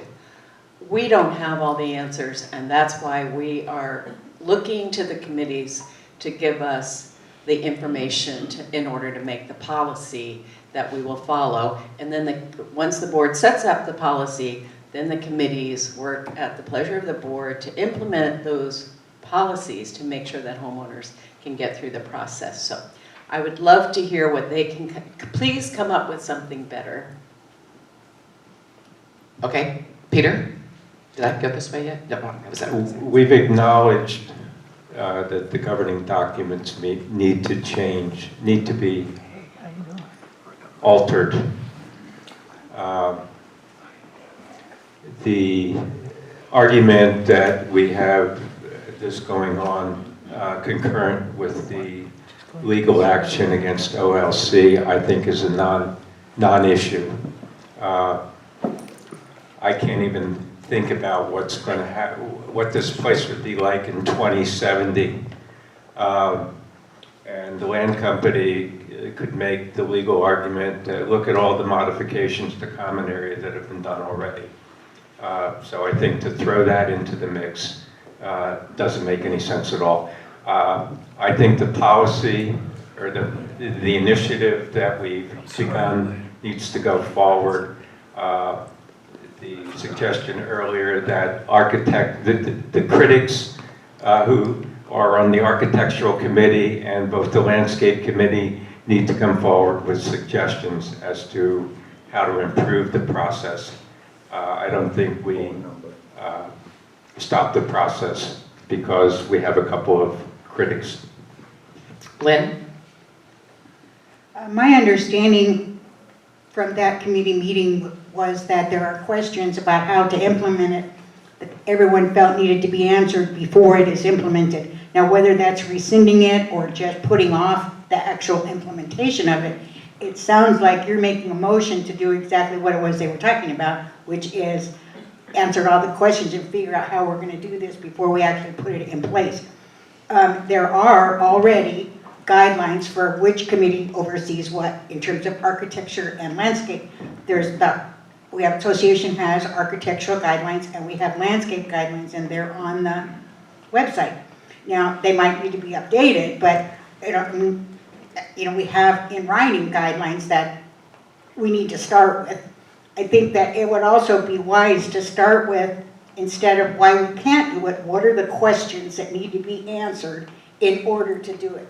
And list the questions, and then we can find the answers, and then everything moves forward. Kelly?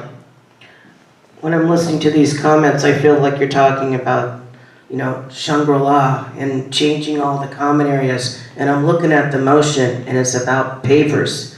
And the problem is pavers are already mentioned in the architectural guidelines, which are part of your CC&Rs. So if you want to do all these different changes and modifications, which it sounds like a couple of you want to do,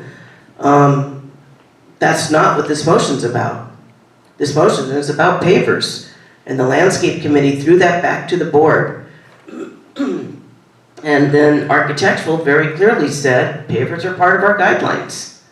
So I feel like we're having this discussion, but it's not what's written here. So point of clarification, the motion was the landscape committee is responsible for the approval and installation of any non-permanent hardscape on common area, including pavers. And that was not approved. It was approved, July 19th.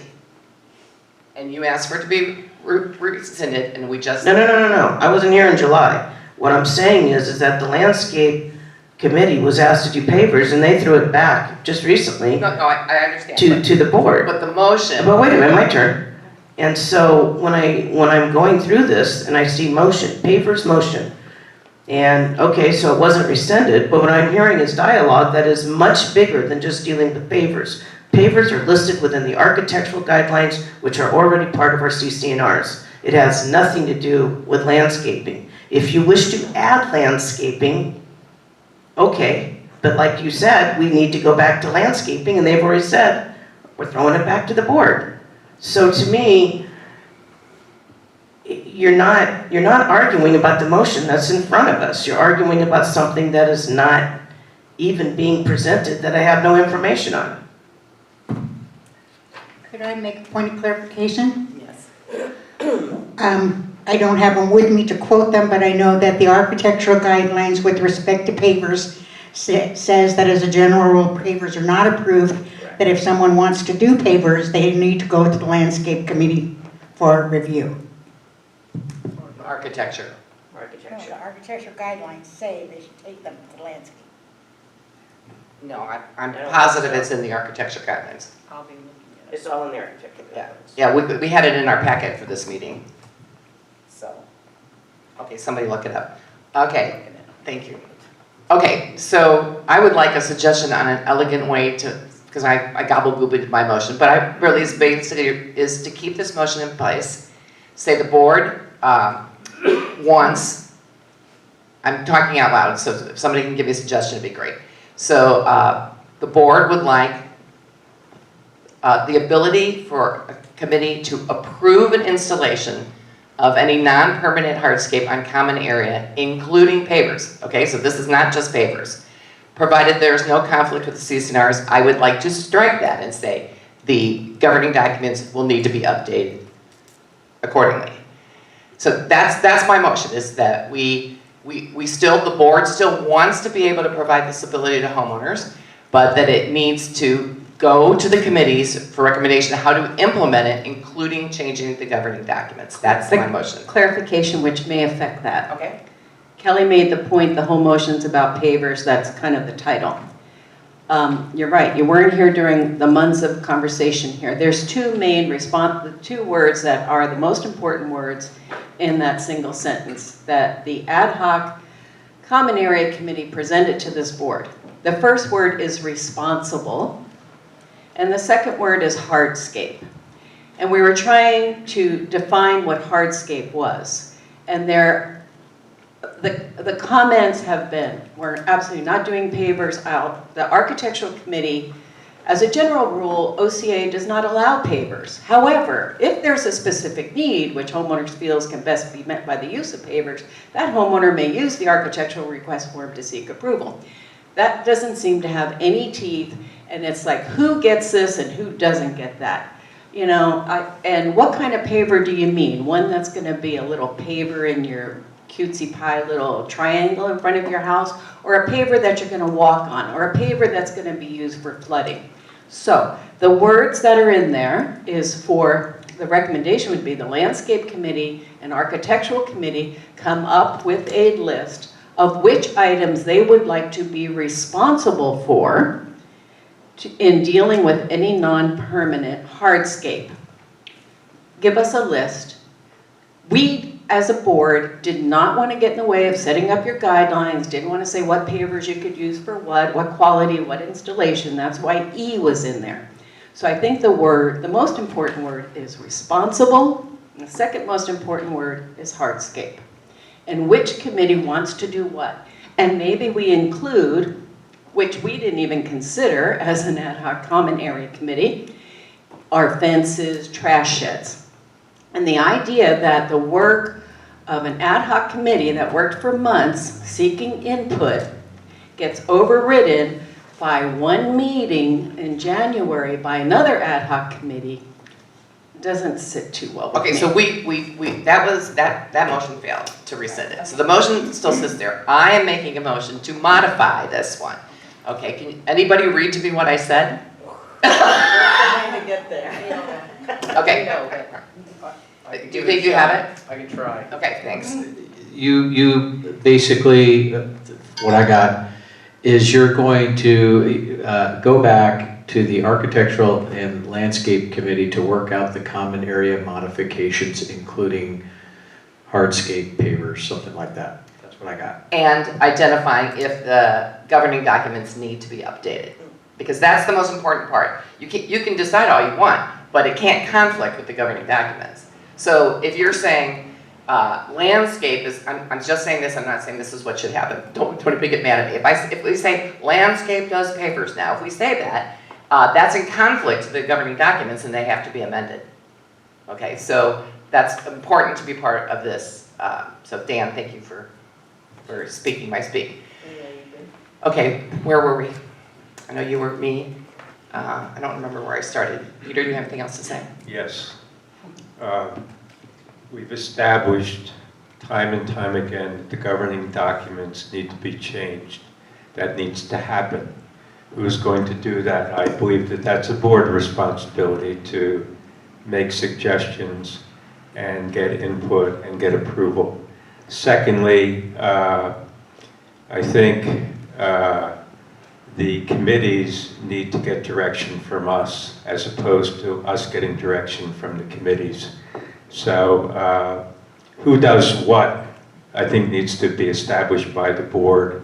Once again, have a discussion with both the committees and get their input, but ultimately the responsibility for what's in writing and who's responsible for us comes from the board. I don't believe I said anything otherwise, so. Lynn? I just would like to make a point of correction. The 2019 edition of the architecture guidelines do reference the landscape committee. Those are the ones I got when I moved here. The current ones do say that a homeowner may use the architectural request form to seek approval. So that has been changed. I would like to, can you amend your motion or clarify it maybe to make, because I'm a little confused, to make sure the intent is that before we start approving things under that guidelines, that we're clear on how and what and where all of the answers on how to do that are there, so that we don't create, setting precedent and conflicts, and there can be consistency. And I would like to see the guidelines that allow for consistency moving forward to be in place before the first request is approved under those guidelines. And I don't think that it would take that long with the right people, answering the questions. First list of questions and then, what are the answers recommended. But I would like to make sure that. So the intent of my motion is exactly that. Okay. That the board is deciding that common area modifications can be approved. That's the policy. That's what my motion is saying. That we're saying that they can be approved. That's all we're saying. We're not saying how they're going to be approved. We're looking for a recommendation from the committees how to do that. Where should it go? What's the process? What's the form? How, so that the committees have a clear set of how it will be approved. We're here to do policy. We decided as a board in July, the policy would be that we would allow common area modifications where it would make sense and it was removable. We have not changed that policy today. Then can your motion be? Can I make a stab at the motion, please? Sure. Are you okay, Lynn? Yeah. Okay.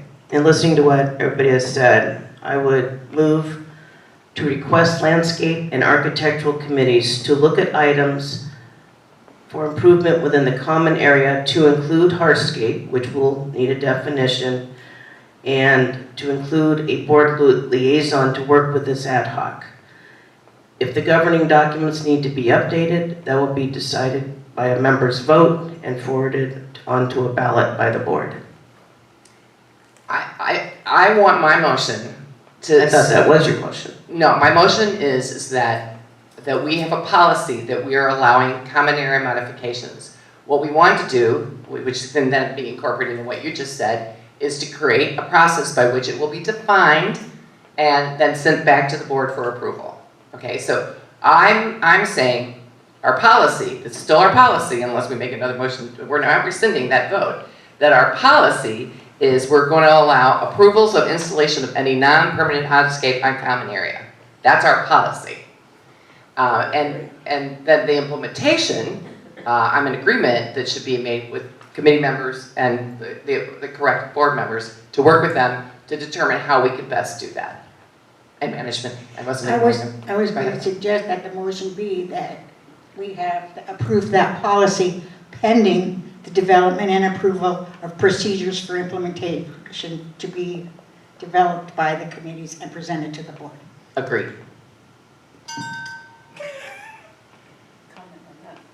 Yeah, okay, so we're going to keep going around. So Kelly, do you have any more comment on that? Roxanne? No. Evelyn? No. Karen? So Lynn, if we waited till procedures and how their processes were all going to be set up, that's actually putting the cart before the horse. We set the policy is there, and the committees can set however the process is and all of that. That is their job. We are the policymakers, they're the implementers. So, because those may get changed a million times and upgraded and improved upon, but the policy still has to be the policy. So that has to come first, and that's the directive to the committee. With all of the questions that came back from the committees, I think that while we have set the policy, I think we should have respect for those questions and ask that it nothing be approved under them until those questions are answered. Okay, so I can split this into two motions. It'll be easier. The first motion is that the policy is that we will approve installation of any non-permanent hardscape on common area. That's the policy. That's the first motion. My second motion, Roxanne, if you want to second it as well, is that we'll create an ad hoc made of members from those committees and board members and management to develop a way that policy can be implemented and bring it back to the board for approval. Does that sound good? Well, it sounds good, but that's what the ad hoc that we just had was developed for. And what came out of that was a recommendation that we shouldn't do it. Right, and the board, guidelines on how we're going to do it. And the so board we tried that. The board voted to keep this in place. So now we're moving on. So we're going to have the same ad hoc. No, I'm not saying that. I'm saying we have a policy, that's number one. And number two is we will form an ad hoc. It could be the same one, I don't care, to work this through and create a proposal to the board how to do it. So that committee was actually to define the responsibility. Basically, they said, we don't want any responsibility. The board is saying, it's still policy. Okay, so we have to find a way to implement it that works for everybody. I mean, this whole initiative is to be for homeowners. But at what timeline? Pardon me? But at what timeline? I mean, it sounds like there's so many things that have gone on. Maybe we need more time to get back to the committees and come forward to make sure that this goes forward in a way that was intended. And it seems like to try and rush this through before the new board takes place, I don't know, maybe it just needs to be tabled until March. My motion stands. My motion, Roxanne, are you okay seconding it, is that the board is approving the ability to approve an installation of a non-permanent hardscape on common area. That's my motion. What's the definition of non-permanent hardscape? Well, I think it's non-permanent hardscape. So, I mean, and that'll have to be defined. You want to define it here in the policy? I think it makes more sense to define it within the policy to assist the committees in how they're going to implement it. Okay, well, the main things we heard were, the main things we heard are pavers, fences, trash, receptacle, guard, whatever, shields. Those are the main things, but there's going to be other things that come up. But those are the main things. If we could solve that, you know, that's a step. But I think there's more than that. I mean, Roxanne, do you have any? Well, I think also as you know, future, as we go more into the future, new products come up. All of a sudden we have artificial turf, you know, we have new products. So this will be an ongoing thing where all of a sudden somebody has a new product they want to put down. Oh, it's not in our guidelines, then we need to take a look at it again and decide, do we add this? Is this a good idea? So right now what we're just doing by this motion is to determine who is going to have the responsibility for determining if it will be approved. Will it be landscape or architecture committee? Or will it be a combination of the two? And that's, I think, what Sandy's second motion would address. You know, how if one committee isn't comfortable with that, well, let's do something else. Let's keep our options open. That's all. Okay, you want to read back my motion, and we're going to take a vote.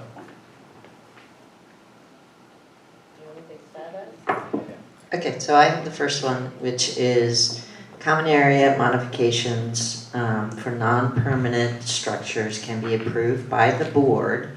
Could be pavers, that's it, that's the first one.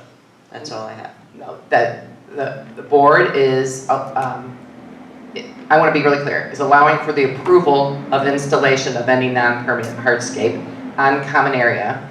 And we could put a paren if we want and say, today is, I mean, I don't want to put this in here. I don't want to say what that is. Yeah, so, but that's what I want to say. Okay. I want to say that this board says that there can be an approval of this. And then we'll have the second motion of how we're going to get to that. So that, everybody understand the first motion? That we're saying that we're going to allow approval of this to happen. Okay, that's not how yet, just the way we're going to do it. All in favor, raise your hand. 1, 2, 3, 4. No, you got 5? Oh, sorry. 1, 2, 3, 4. Okay, 5. And opposed?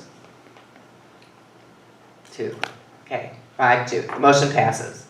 The second motion is to create an ad hoc that will determine how that policy can get implemented and what it will, what the elements of it will contain, and make that recommendation back to the board for approval. I second. Thank you, Karen. Okay. If anybody else wants to discuss, let's see, Evelyn. Everybody had good arguments, and I was sitting here thinking, maybe this is something that the 2024, 2025 board can take up for doing the strategic plan. Well, it came out of the strategic plan from this year. But maybe we can move it, because we don't have any solutions, no answers. But we're trying to come up with a solution. Maybe this is something the new board can take up and can become a part of their strategic plan. So my motion is to create an ad hoc that will start this process. That's my motion, and to start this process, so that we can move this forward, because we've been talking about it since last March. Sorry. Karen?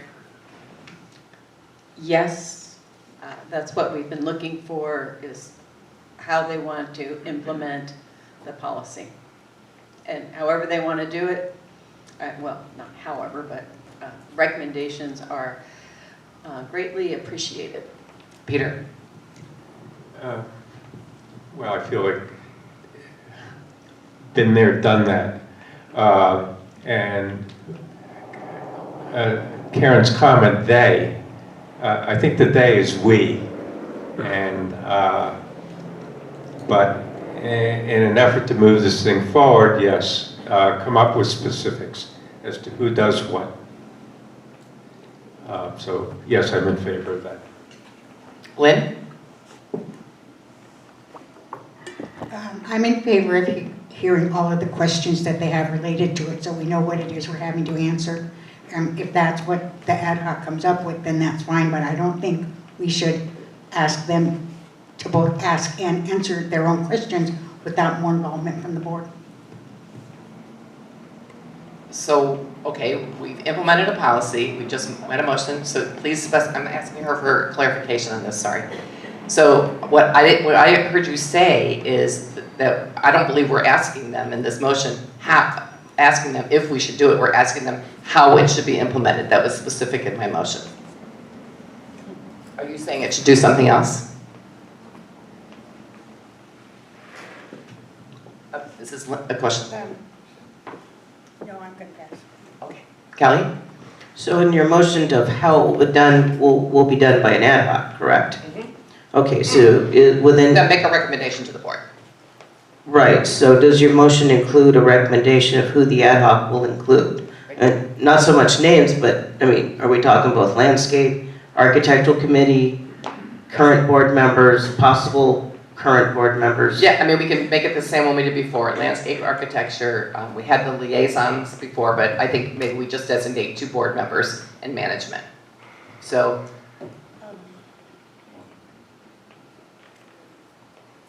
is that okay?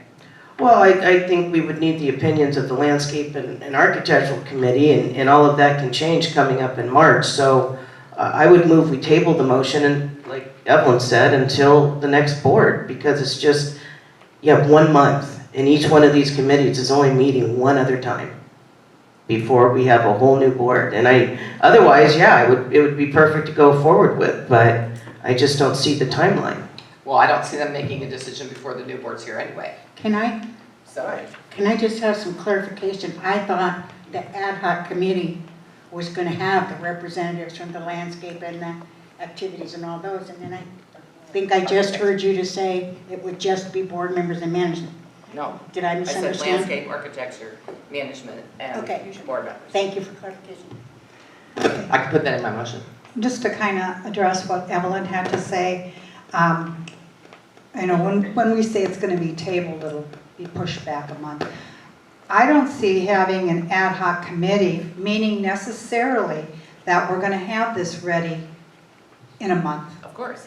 And that's been kind of a little, maybe we're pushing it too fast. So we can get it started, we can get some ideas, and I think having the new board's input would be a very valuable thing before we actually make that motion. Okay. You mean you don't want to vote on this motion?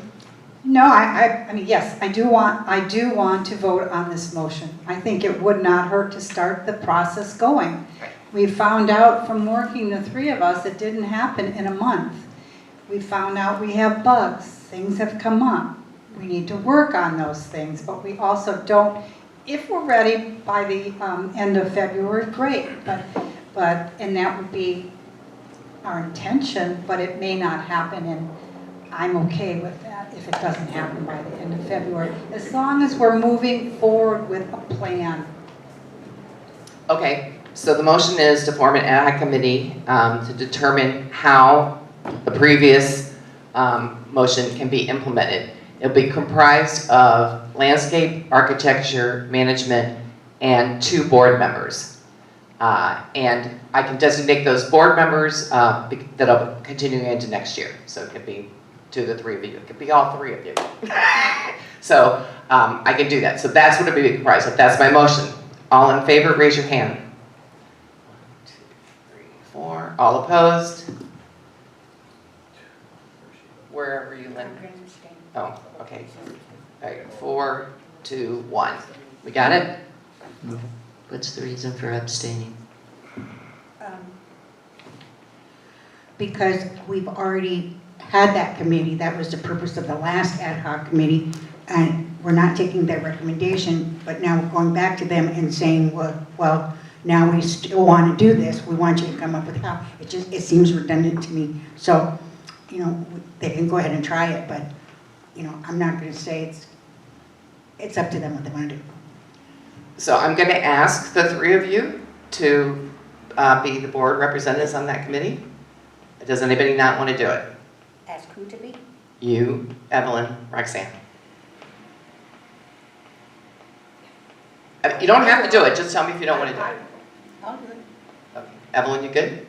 Oh, yes, son. Okay. All right, so I'm designating the 3 continuing members to be the board representatives on that committee. Dan has a question. Who was, other than Kelly, who else was against the? Peter.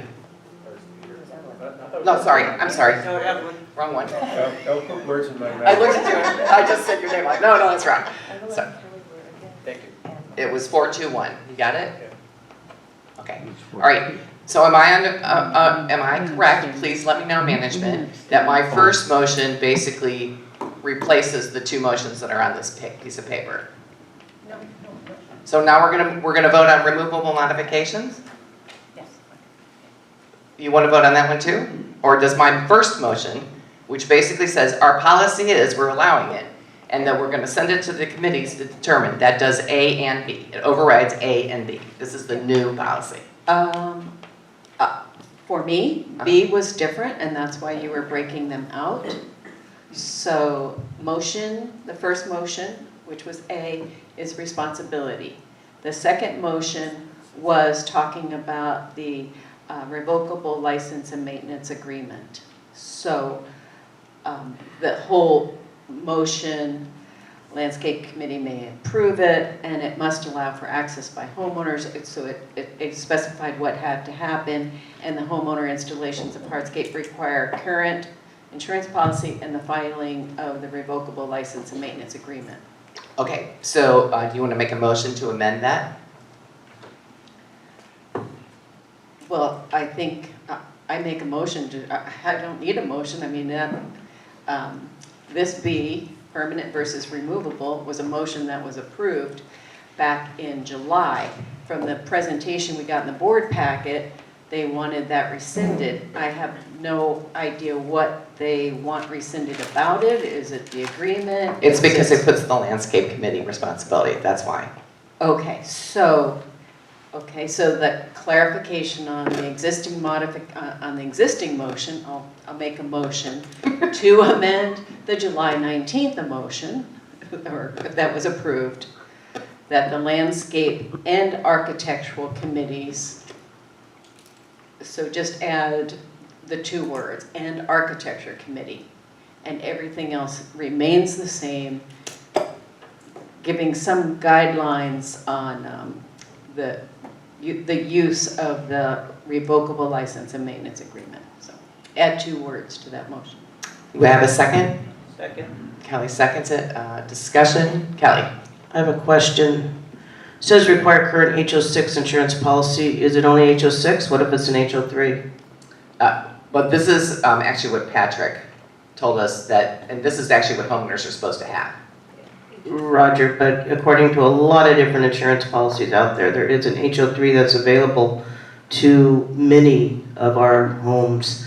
So I understand it may conflict with what Patrick said, and in having conversations with him about it, the HO3 is allowed. However, if you have an HO3, are you saying they're not able to do any of the changes and they're not able to use the RLMA? Kelly, I would amend my motion to do HO-3/HO-6. Perfect. Somebody has a cell phone, like some video or something going? I'll check it. Okay, thanks. It's outside. Okay. I'm like, hearing this now. Okay, I'm fine with adding the motion, but we do actually need to verify with Patrick that it would be the same circumstance. So we could pass it, but we have to verify with him. He verified that an HO6 policy, I have it right here, would reach over there. We just need to make sure. Let's make sure, but I think Patrick's comment was HO3 is overkill. That does way more than you need Right, to do. I just want to go back and say, this opinion you gave us, this is applied to HO3 as well, and as long as he's good, we're good. So that's just a point I want to make to people that we need to do that, and I will do that. Sandy, do this.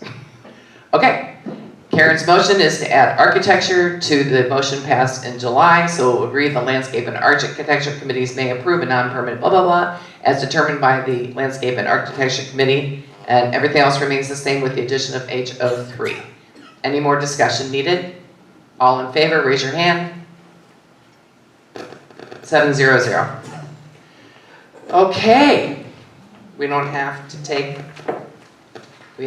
do any of this. Okay, great.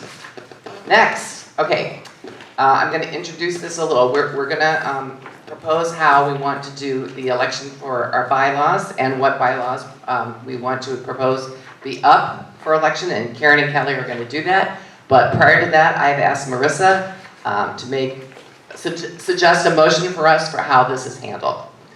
So Marissa, did you know this? Okay, you're on the agenda. So the motion that I think you're going to ask us to do is for us to select Joshua Tatum from the secret ballot to provide an inspector of election with meeting attendance at the cost of $12.50. This is to create a separate election, basically. Ooh, I got it for the Remember? bylaws. Yes. Okay. So I do make that recommendation that you approve the secret ballot to do the bylaws amendment, which is a second election. And I think maybe, February, March, we'll get that out. The bylaws ballots will be mailed out no later than March 15th and will be due by April 24th at the board meeting. So Yes. the election will actually take process at the board meeting on the bylaws. Correct. Okay, so that's the motion. Well, I just want to make sure I understand the dates right. So you're saying that the bylaws being decided on would not happen until the new board meeting at the end of the month? Correct. It's going to be a whole separate election. This is the recommendation from First Service. So, and I can explain why. Because Well, I'm more concerned on the cost. that is going to cost $1,250 more. I believe in the budget we had like $6,000 for the election, and we're only spending $1,250 plus whatever for service. Actually, yours is free, right? The mailing is free. Right. So it's included in your contract. So the reason this came up is because if we had 3 ballots and if everybody stuffed them in the wrong envelope, they would be invalid. And that would mess up the candidate selection. So Marissa's, but it's gonna happen. Well, no, it didn't happen when we did the, what was it called when they tried to get rid of all the board members, the recall? Uh-huh. They had no problem with colors of envelopes then. I'm just saying. Well, this is a motion, so I'm gonna make this motion just so we can move it forward, which is to make it a separate mailing, a separate ballot, to get the secret ballot, to do it at the cost of $1,250. It's identical to what we're doing with the candidates, except it's gonna be for bylaws, and we're gonna talk about that next. And then it'll be mailed out no later than March 15th, and will be due by the April 24th meeting, and that's when the bylaws will be,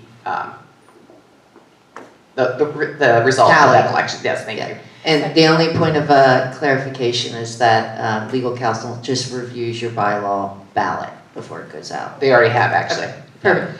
Okay, so I made it, and Karen, you seconded it? Okay, discussion starts with, me. I think this is a really good idea. It prevents and because we're gonna have 2 ballots for the bylaws anyway, so there would be 3 ballots. And I think it's better not to create that confusion. And then they would already have their ballots for the candidates in before this would arrive in their mailbox. So there would be no mixing up of envelopes. Peter? No comment. Lynn? Kelly? Roxanne? Evelyn? No, no comment. Karen? Okay. All in favor of what I just read, which is for Joshua Tatum from the secret ballot, provide the inspector of elections with meeting attendance at the cost of $1,250. The ballots will be mailed no later than March 15th and will be due by the April 24th board meeting. All in favor, raise your hand. 6. All opposed? Are you abstaining, Kelly? Okay. Why are you abstaining? Because I really want to know the results of the bylaws sitting there Okay. before St. Patrick's Day. Okay, well, it's only going to be a few weeks later, so. I may not be here. Oh, I won't. Well, you'll live here. Maybe not. Okay. All right, now we're going to talk about what's going to be in that ballot. So Karen or Kelly, I'm not sure which one of you is doing this, but we've all received everything, we've read everything. So I'd like to actually just ask you to tee it up, and then we'll go for discussion. What questions do you have? I mean, I think it's pretty self-explanatory. So you're making a motion to, sorry, I have it here somewhere. To rescind the motion that was passed in December because you've removed the CC&Rs, right? Correct. And then the second motion is to accept the proposed ones that are in our folders.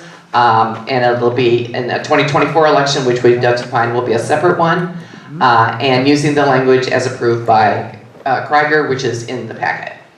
Okay, so I guess we have to vote on these separate because there's 2 motions. So the first one is to rescind. Kelly, you're making that motion? Yes. Second, Karen? I'm gonna just ask for a vote. All in favor? Okay, 7-0-0. Okay, the second one is to accept the proposals that are in here. Kelly, you're making that motion? Yes. Karen, are you seconding it? Okay, discussion. Peter? No discussion. Lynn? No discussion. Roxanne? The only thing I had a question on, the nominating committee, I understand eliminating the nominating committee, and, but will we have something in its place for the you know, the candidates to know what's due when and all of that? I mean, will it have a new name?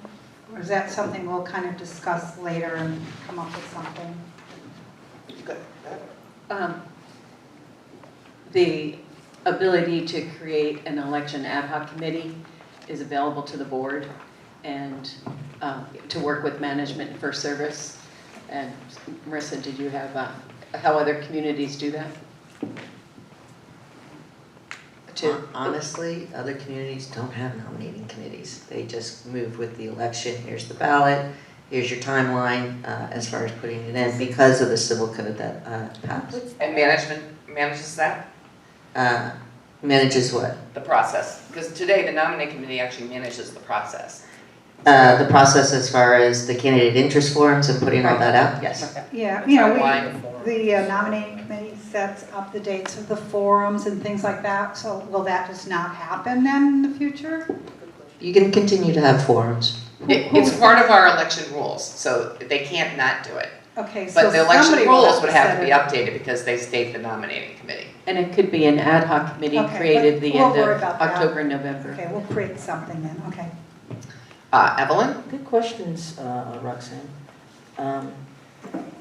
Because my understanding, once if the membership votes to, if we eliminate the nominating committee, who would take that on? And my understanding was First Service Residential would play a big part in that. And then thank you for bringing it up, asking that question, because I never thought about, you know, once we do this, who would organize and present the candidate forms. So typically how it works for other associations based upon the civil code is a nomination, a candidate interest form is just mailed out. We mail it out to an association, people respond back, put it back in. Literally you can't tell anyone they cannot run. So all those people go on the ballot, it just goes out, and then your inspector of elections handles the whole process as far as tallying and counting.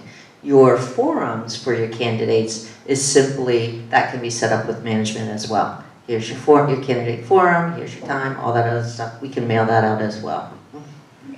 Just to clarify, verify this for the people that are watching on Zoom and for the remainder of membership, that all these bylaw amendments have been overlooked by our legal counsel? Yes. Okay. That's it. Karen?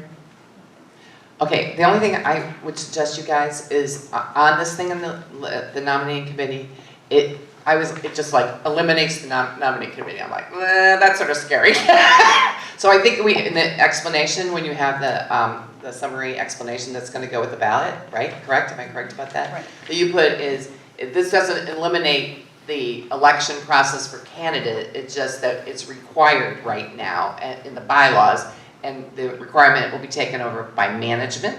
It's in alignment with the civil code, that's why these changes are being made. So you're not really eliminating the nominating. But I think we have to say that in this, Yes. because I think people are thinking we're getting rid of the election.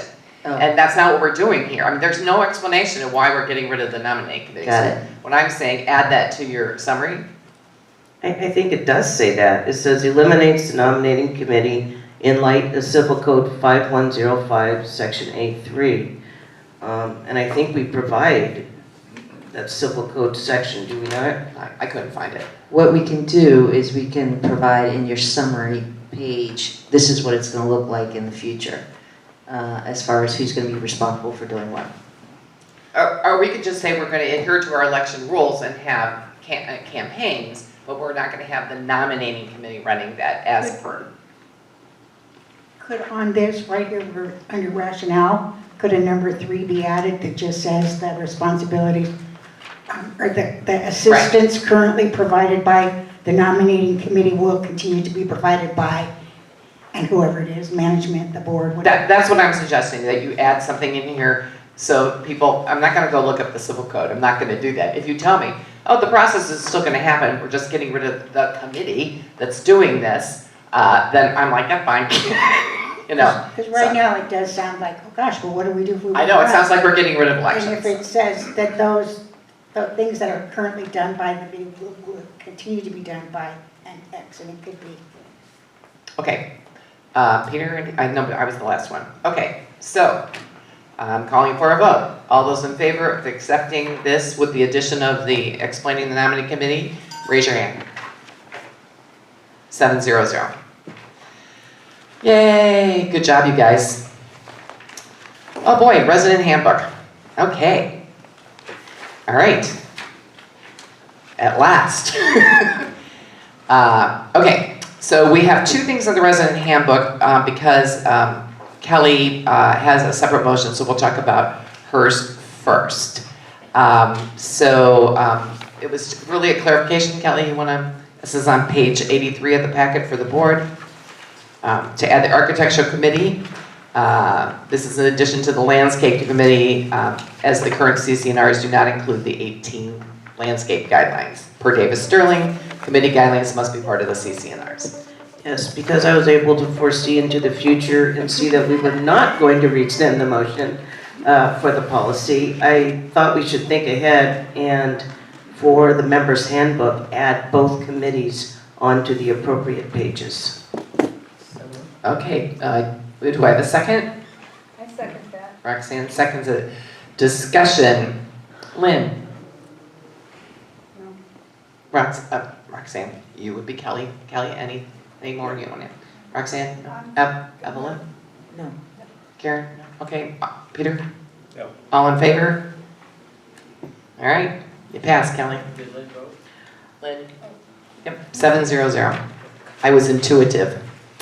Okay, now we're going to go. Real quick, confirming that clarification, you said you just automatically were able to make that change regarding code enforcement? Right, so there was something that was not in the green highlights, but Kelly caught at the last minute that there's a thing about you can't park in a garage, and code enforcement will not go into a garage or carport to cite. It's blocking the garage or carport. We're going to add the words, and I have this in the version I'm going to give you, that it was just they can't block a garage. Okay, so she saw this after, and I said we can just put this in because it's what we have is against the law. Precisely. So that part is added. Okay, and then we have page 85. Thank you, Karen, again, for reviewing the feedback that we got from a couple of homeowners. Basically there wasn't anything that changed the green section, which is all that was up for review. We have the other ones that people have in for future review, but the motion is to approve the November 2023 draft of the Member and Resident Handbook Rules and Regulations with the motion we just passed, plus the blocking the garage. I'm just going to add that into the motion. It will be reformatted and prepared on or before February 15th. Karen gave herself a deadline. The January 2024 adopted version will be posted on the First Service Connect and the OceanaSeniors.org website, and ensure it is distributed with escrow documents. I'm going to add that on there. We talked about this, but let's put it in the motion. Okay, does anybody want to discuss? Okay, all in favor, raise your hand. Yay! Dan, it's done. Oh. Who was, I'll second. You were the second. Karen seconded it. Okay, who was? Me, it was me, yeah. Thank you. Thanks. We've been working on this since August. Okay. Real quick, do you want to go over, going back to the nomination committee language, do you want to go over any of that today or just pass it over? Yeah, I just think we should just ask them what we should ask Marissa what we should put in there. Okay. And stick it in there, yeah. I think we're all in agreement, I believe, that we need to explain we're not getting rid of elections. All right. Okay. Anybody want to take a 5-minute? Sure. Okay, we're going to take 5 minutes. Oh, we need Dan for this because this is his. All right, the next thing we're going to talk about is the neighborhood awareness form. Dan, run. Okay, thanks, Matt. Okay. Yeah. In your packet, page 87. Dan, talk to us about Yeah. the neighborhood awareness form. So this was tabled from previous meetings, so we had a chance to look this over. And we made there was a lot of input from homeowners, from certain groups that felt like they almost anticipated this as like an approval. I need to have my neighbor approve this, and we want to make it very clear that this is not an approval form for any modifications. This is a notification, and there's two different things. So people felt uncomfortable getting their neighbor to sign this, and so we adjusted this form for any modifications that if they felt uncomfortable contacting their neighbors, they would then note that on the actual form, and then the information would be forwarded by the office to the neighbor so that they would be made aware of that. Okay, so the motion that you're looking for is to approve the proposed neighbor awareness form to accompany any modification request. Correct. Okay, anybody want to make that motion? I'll make the motion. Roxanne made the motion, second. Evelyn, you want a second? Oh, second. Okay, discussion. Karen? No? No. I don't have any. Peter? Oh, yeah. So run me through the basics of how this works. I find out that my neighbor's going to make a modification, and I don't like it. What happens? You would then return the information. You have the opportunity to submit back that I'm not liking this, and that could then be brought up to the specific committee that is looking at making this approval for your input. So I get this, well, first of all, I know about this form. And then secondly, I get this form and then I take it back to the office. Or you could email it back to us, correct? And then it goes from the office to the committee? Yes. Okay. And do I go to the committee meeting to voice my opinion, or I'm not? Well, you can, right? Well, I guess I can, but well, first of all, okay, and I got to know about the modification and when it's going to hit the committee for an approval. The specific information about the improvement, whatever that modification is, would be in that material that you're sent. And when this is being brought to the committee. Okay, so when I take it to the office and submit it, then I get an email back at some point, oh, by the way, we received your notice, your neighborhood awareness notice, and oh, by the way, the committee's going to be meeting on such and such a date to consider the application. No, this form, so I want to make sure I'm talking the right side of who we're referring to. And I want to make sure. So the person who is submitting the application for the modification. For purposes of this conversation, let's say I am. So you are the one wanting to do the modification, but you feel uncomfortable talking to your neighbor to your left. Well, So I might talk with my neighbor, but we can't arrive at a. it's not an agreement, it's an acknowledgement. Okay, so this is mere. It's an awareness that I, Peter, am going to be proposing this modification to this committee for approval. Okay. And then Peter could go to the committee meeting if he opposes it, right? Yeah. Peter's the one submitting the. Sorry.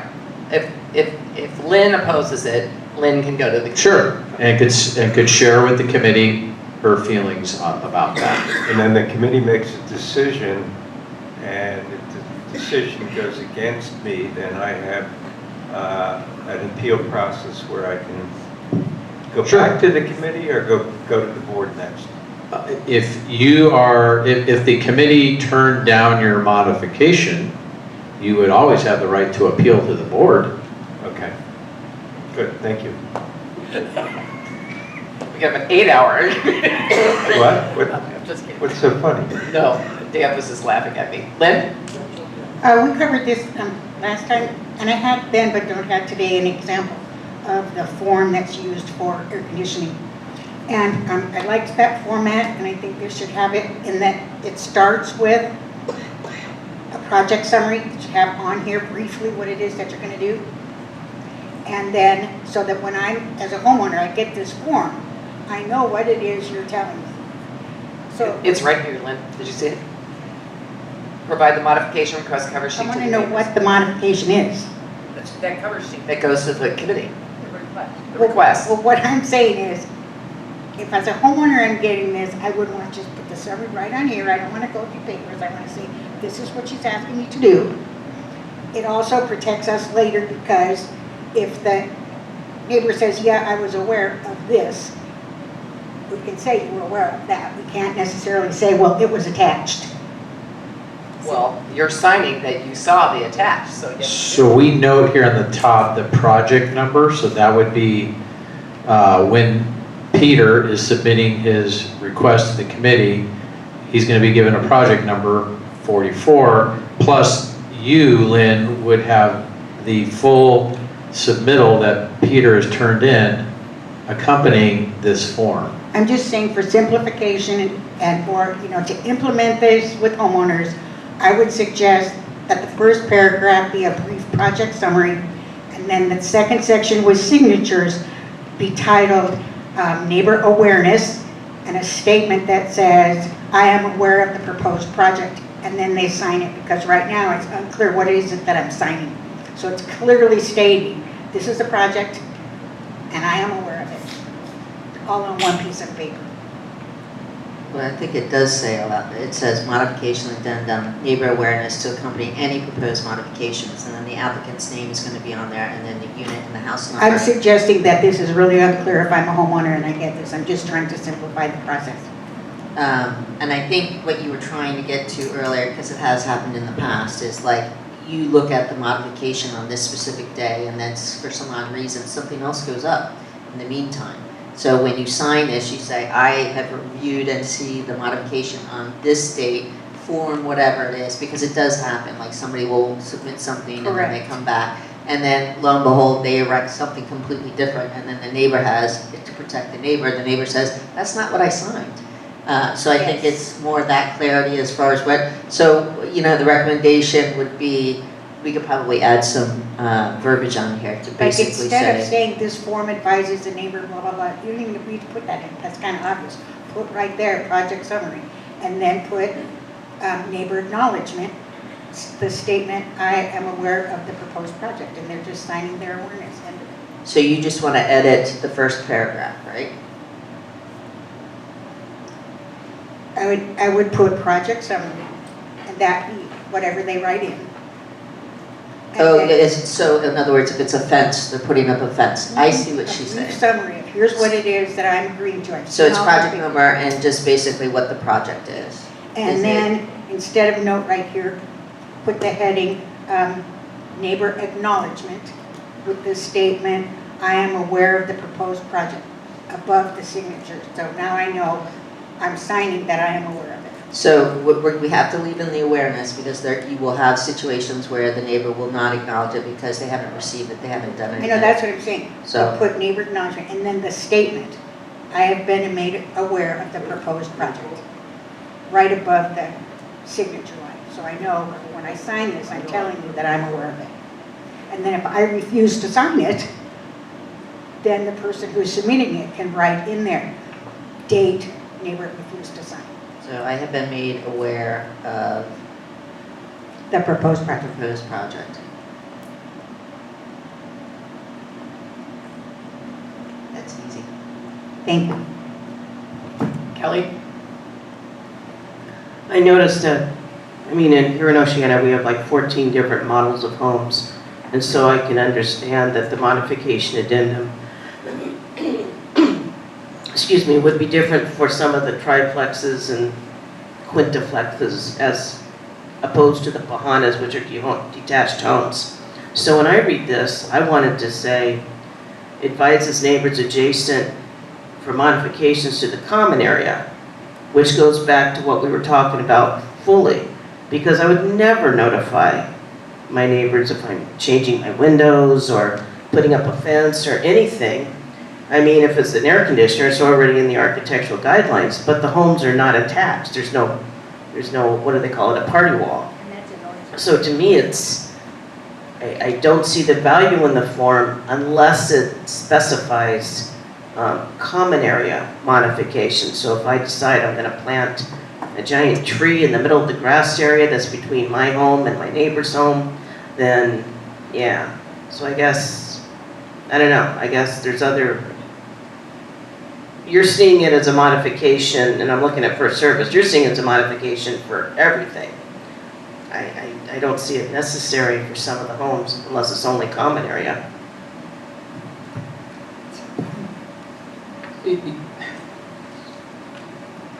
There's some cases where you have architectural improvements outside of the air conditioning that the modification should have some neighbors' awareness.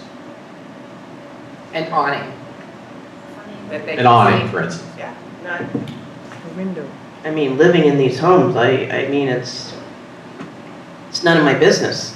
It's their home. It's within their footprint of their home. And if I want to put an awning up in my home, I don't, you know, yeah, I can see where that's different in some of the other models completely, but for the Bahana models, yeah, I don't see a need for it.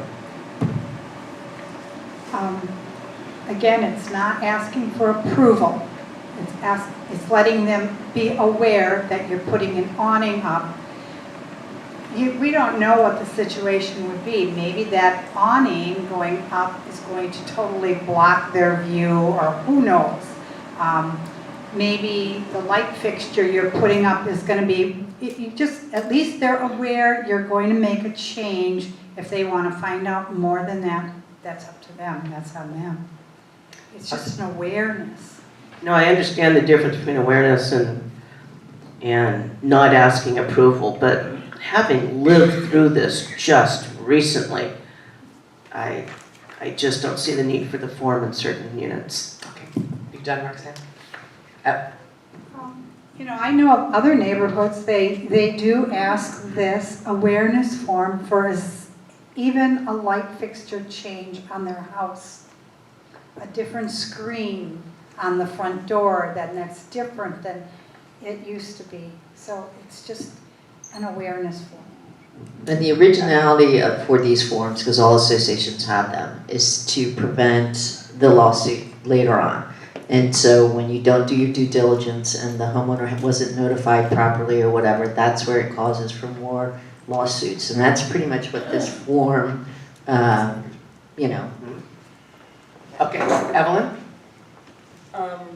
Thank you for all the comments and thank you for working on this. I'm looking at the second sentence where it reads, signatures do not signify approval of the proposed improvements. I'm just thinking maybe it should be clearer, maybe we should state somewhere in there, I don't know how to word it, signatures do not signify approval by the neighbor. Well, the only people signing this are the neighbors, right? But I'm seeing it, if I got this form, right, and if Peter is making a modification, he's making me aware of it, right? I'm just thinking maybe some people may think that by them signing as the neighbor, me, if I'm signing, that maybe that I need to approve it or not. I just want that more clear. You understand where I'm coming from? I hear you. Okay. I think the headings I added address that. Excuse me? Lynn felt that the change that she asked for would help address that. Yeah, I had asked for them to put, to Project title summary. the section, I'm neighbor aware. awareness, and then put the statement, yeah, I am please forgive aware me. of the proposed project, and then their signatures. Right. For the same reason that you're thinking. Okay, I think we started with you, right, Karen? No, Oh, I think have we, nothing to say. that's what I think it was. You have more? I have more. on that point you just made, why not have a box there? I'm aware of this and I approve. There's a comment section. No. Why? No, because if we go in a neighbor approval, good Lord. No, but back to Marissa's point, and the real underlying purpose of this is to avoid disputes and/or a potential lawsuit, correct? So what's wrong with having documentation? My neighbor discussed it, I'm aware of it. Well, comments, yeah, okay. All right, fine. What happens if no form comes back? Can the committee then not make a decision on the application? They should not make a decision. All right. No, They have to turn this form in. So- They didn't give I'm us- I sorry. understand that that's opening a whole other can of worms. If Peter, who's the one submitting the application, My application. and he said, I feel uncomfortable contacting my neighbor to the left, so then the office sends to Lynn the Peter's proposed- question is, if somebody comes to architecture and they don't have this form, does architecture approve it? The answer is Oh, no. I'm sorry, as the applicant. Yes. Okay. When Peter takes it to architecture, if they don't have this form, they have to table it. It has to be submitted, even if it's signed or. Should- Yeah, or you just write, should- I don't like any of these people. Could they just write across it, I have notified all my neighbors they don't want to sign in a conversation, they take responsibility? They can add that, but the association. The association still has a duty to reach out to those homeowners. The neighbor I do have to come to is in Egypt and won't be back for 2 months. And Write that in there, right? My guy's coming to put my windows in next week. I don't want to wait 2 months. So the guy in Write that Egypt should have notified management, I am gone for 6 months. Please, this is the individual that's going to handle my stuff. But that doesn't happen. No, that's Big Brother watching. That's the perfect world. That's just for that scenario. I'm not saying, but it will come up. But there's already been case law about it. Okay, I'm calling for a vote. All those in favor of accepting, what am I accepting here? Sorry. To approve the proposed neighbor awareness form to accompany any modification request with adding the project definition on it that Lynn proposed. All in favor, raise your hand. 1, 2, 3, 4, 5. All opposed? 2, 0. 5, 2, 0 with Lynn and Kelly. Okay, I forgot to write the notes on here, sorry. Okay, next, insurance. As the board knows, we got the quotes on our insurance.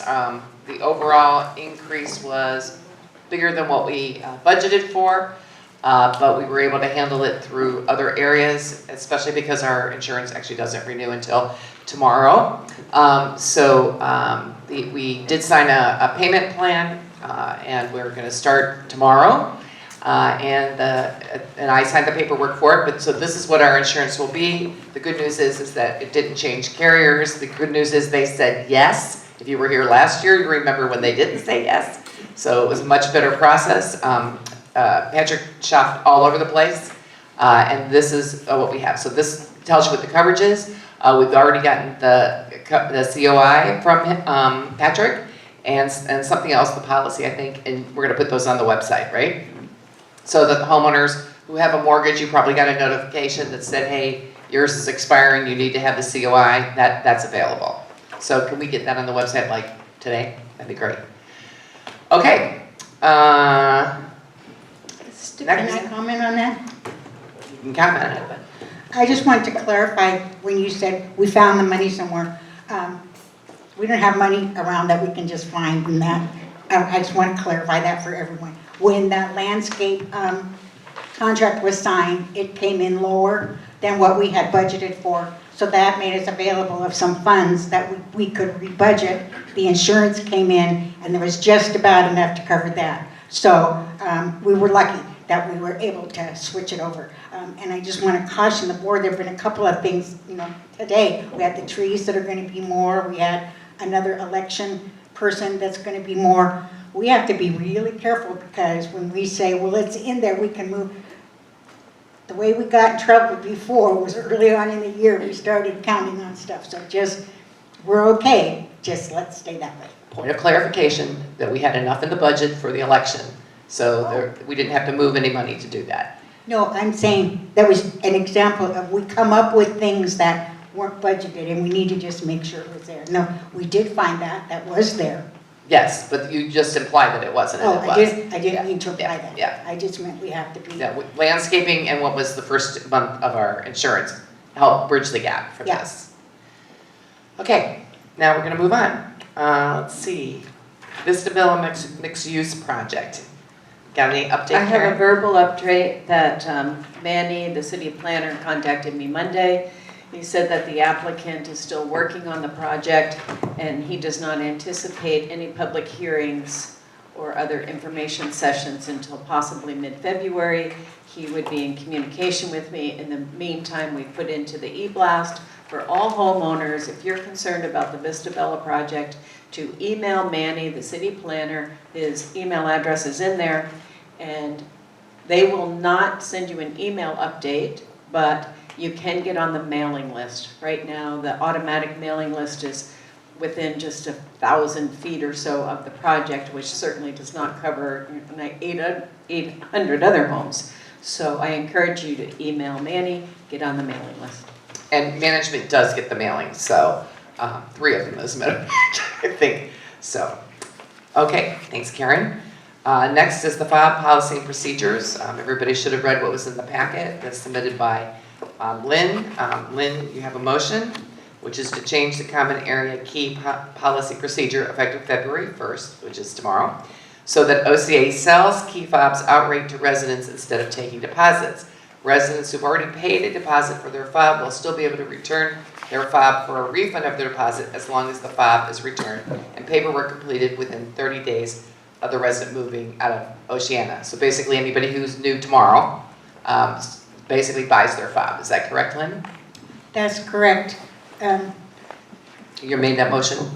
Yes, that is my motion. Do I have a second? I second. Peter beat you. Okay, Peter. Okay. And I'd ask to amend the motion. What would you like it to say? Instead of starting February 1st, to start March 1st, so that we give 30 days notice to. This is new owners only. Oh, okay. Yeah, this has absolutely no impact on current residents at all. If you have a fob and you have put down a deposit, your deposit is safe. You can turn in your fob to get your deposit. You can move and forfeit your deposit. All of that stays the same. That money is in a liability account and it will sit there until you ask for your deposit. The reason we had deposits originally was because there was one key that worked everything, and it was an encouragement for people to return their key instead of having keys all over the place.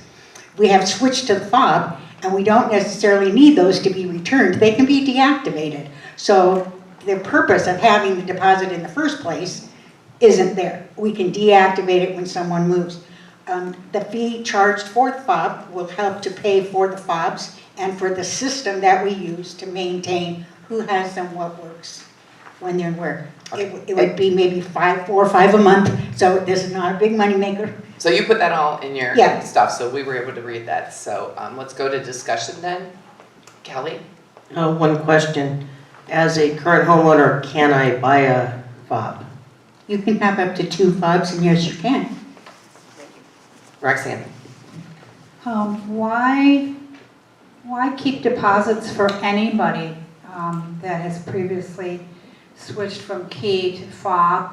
Couldn't we just credit that to their account and then? No, it had to pay. They have to pay for it. Well, they did indirectly pay for it when they didn't get their key, took whatever money We back. took, their key deposit was credited to their fob deposit, so we're now holding that deposit for them to return the key. We can't turn that into a payment for the fee because we weren't charging them. We said, here's your deposit. And so that money has to stay there in case they said, I want my deposit back. So what Kelly said is, if she goes in the office, she says, I want to buy my fob. They give her the $25 back, and then she has to give it back to them to pay for it. So basically, it's a net zero. Well, that's what you asked, if you could buy your fob. No, No. can I buy an additional Oh, fob? an additional one, okay, got it. So I would have 2 fobs then. Yes, but we'll have a record that you only put a deposit on one, so don't bring them both back asking for money, Kevin. Right, got it. So the whole point here is, from now on, basically buy it, there's no accounting, I okay? get that. I'm just wondering why we even keep the past accounting. You've got $25 of my money as a credit on my account and 25 for Evelyn and everybody in here. What if you just put it as, it would come off my next month's payment and then get rid of all that accounting totally. Can I clarify here? I don't think you're understanding. You would have to buy your fob then, so that you don't get a credit. So it's only because you're returning your fob do you get a credit. So if you switched over to buying it, they would still keep your $25, and then you would never get it back. So it doesn't behoove you to do that. You would have to buy your fob if you didn't have a deposit. We would be going back to you as a homeowner and saying, Roxanne, you put a deposit down on this key. So you think we're holding $25, but we're switching to selling, so this is now sold to you, we're gonna keep that, you don't get it back. And you would be saying, wait a minute, I didn't wanna buy it. I just wanted to put a deposit down. See what I mean? Okay. All right. So basically, all of us will get our money back when we leave. But anybody that buys the house starting tomorrow will just buy their Yeah, fob. I understand that. Evelyn? Starting tomorrow, anyone new will have to buy that fob. Here's my question, clarification, because my neighbor came up to me last week who has not returned their key, they have a fob. So do they need to get it by today, or if they wait until tomorrow, they'll be charged $35? The ability to turn in the key in exchange expired, August, July, that's gone. You can't do that anymore. If they want a fob, or put a deposit down and get a fob, I guess technically they would have to do it today. Today, okay. Karen? Yes, I sent some of my information on the rules and policies and procedures to Lynn. One of the concerns I had was, not a concern, but just to make sure we have a fob request. Yeah, that would have to be fixed. Right, so either the fob request and/or the rules and they need to match, which has been, we're trying to clean that up from the past. And Roxanne, I certainly wish you were in the room last February, so when we were planning this, it would have been a great idea to just have people buy fobs. I don't know if that was ever thought of, so I'm kind of stuck with it now. Can I modify the motion as Karen suggested and make it March 1st so we have time to do those forms and stuff and get it all in place? It takes us more than a day to change a form. Well, I can't do it by tomorrow. It's not your job to do. It's management's job to do it. Yeah, they can have this done tomorrow. Well, I would still like to modify my motion to say effective March 1st. And for clarification, the policy and procedures that we have in our packet, there are some things that we may need to really consider because nowhere in there did it say that the homeowner has to be the one authorizing it. We came up with a sample form for the new one to use for just to purchase the fob. So just to get it implemented. So the motion remains the same, except you're changing the date to March 1st, and we're going to add in the form need to be updated accordingly, correct? Correct. By management. Okay. Peter, you have anything to say? No. Okay. I'm going to call for a vote. All in favor, raise your hand. All right. 7-0-0. Okay. Where are we now? We are in the candidate ballot for review. Dan, we've all read it. It was provided to us, so this is what the ballot's going to look like. And I know we have some people with comments, so Roxanne, I'm going to start with you. I didn't have any comments. Okay. Evelyn? No comments. Karen? No comment. I know this isn't true. I think we answered it though. Oh, yeah. important comment. On page 97, in the second paragraph, it says there is a quorum requirement, the third sentence.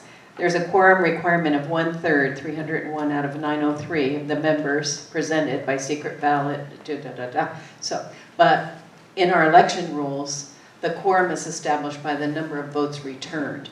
So if we have 300 returned, or if we have 500 returned, it's the majority of the, so it's in the candidate election. Just for the candidate election. For the candidate election, it is, you tally up whoever has it and. There is no quorum, basically. Essentially, yeah. I mean, unless no one votes. I thought you had to have a minimum number of votes. No, well, the way the election rules were rewritten, it's the quorum, and where's my, But I thought that's what we were changing in the bylaws. The bylaws haven't changed. well, that's for CCNRs and that's for the bylaws. But for the election rules they were election rules that were approved in January of 2022, the quorum is established by the number of votes turned in terms of the candidate election. Right, but our bylaws don't say that yet. That's How why do we we're. pass the election rules? The election rules in the law that was passed, and Marissa, you can let me know if I was correct, were that quorum. I understand what you're saying. I'm just saying that I thought the bylaws took precedent over those election rules, and those have not been changed yet. No, in the state of California, it was like the new election rules that they had passed, whatever number that was, like you'd think I'd remember after all those months. They superseded anything that was already in your.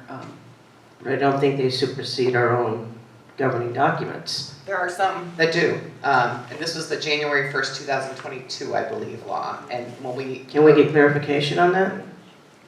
You know what we're talking about? I think we should really get legal counsel to make the final call on this. I mean, it's great if they do, but. But you guys gave us the form, so did you not ask legal counsel before you gave it to us? No, this was verbatim off your ballot from last year. This was verbatim off our ballot from last year. We had no measures or anything last year, so that's sort of interesting. Well, the election rules that we passed were reviewed by Krieger, and they were adopted based upon his recommendations. And in it has the quorum definition, which I thought maybe I printed it out, but. This makes sense. This is what we did, we should do. Oh, the quorum, here it is. It was on election rules, page 2. Quorum is established by each ballot received, which shall be treated as a member present at a meeting for purposes of establishing a quorum. Right. So that's, it didn't say anything about you had to have so many numbers and all that, so. Right, because the way candidate elections are done, it's just based on whoever votes. So if 10 people vote, that's it. Right. But this doesn't say that. No, it does. It says there's a quorum requirement of 1/3 out of the 903 eligible. That's coming from your bylaws. I Yeah. reviewed it again. So we need 301 ballots to come in order for the election. And it's always been that way, according to our bylaws. That's why we're amending the bylaws, so we don't have that. And I understand you're gonna say state law has, I don't think it supersedes it. I think we need to, I wish it did, but I think we need clarification. Okay. If I could finish, it says, because I remember this last year, you had to have a quorum for ballots, 301. And then once they were voted, the number of votes that an individual got, all you had to do was get the highest. So if one person got 300 and everybody else got 50, 45, you still go down, you don't have to get a quorum of votes. So that's where it can matter, but you have to have 1/3 of the quorum. Okay, so we need clarification on this. So you need to go to Brad and find out, make sure this is what it is. It's sort of interesting he would approve the election rules that don't say that. He helped us write the election Yeah. rules that were passed January of 2022. Correct. And in it, on page 2, was the quorum requirement. Yeah, but I think, and I haven't looked at those, but I think it's referring to either somebody who shows up or somebody who's turning in a ballot in terms of quorum purposes. But anything that I've seen and Marissa have seen, you have to go by what your bylaws say in there. You can't just arbitrarily have election rules that are voted on by the board. We're not saying that. We're saying Krieger approved the election rules that we have in place. and the election rules, Karen believes, are in conflict to this. So let's get the clarification from Brad and change this whichever way it needs to be changed, yes? Yeah.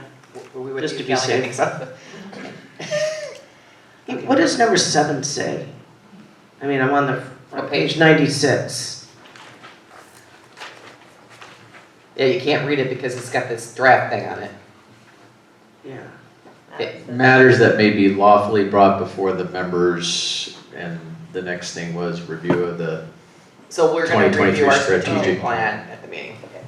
I just gotta read it. And this is not actually the official agenda that will be at the meeting, but all of these topics will be covered, so.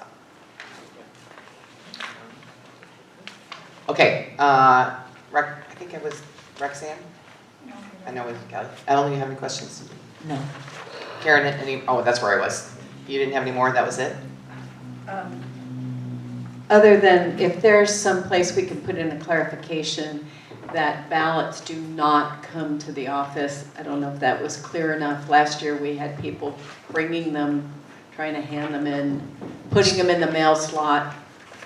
That may happen, but on page 98, the address for the secret ballot will be on all the return envelopes, so everything should be going that way. But people like to drop them off manually and then put them in the mail And slot. if they try and hand it to Tony, you know, if it's in here, Can't touch it. she could put a little sign, I cannot touch your ballot. Yep. We should put it by the mail slot too, yeah? Yeah, Probably. a sign of some sort, if your election, and either bring it to the meeting to give it to the secret ballot inspector of election, or you mail it to this address. Yes, because we had to invalidate about 5 ballots last year. Yeah. Okay, if we don't have any other questions, then we're gonna take this vote, which is, we have to do. No, we don't have to vote on this, do we?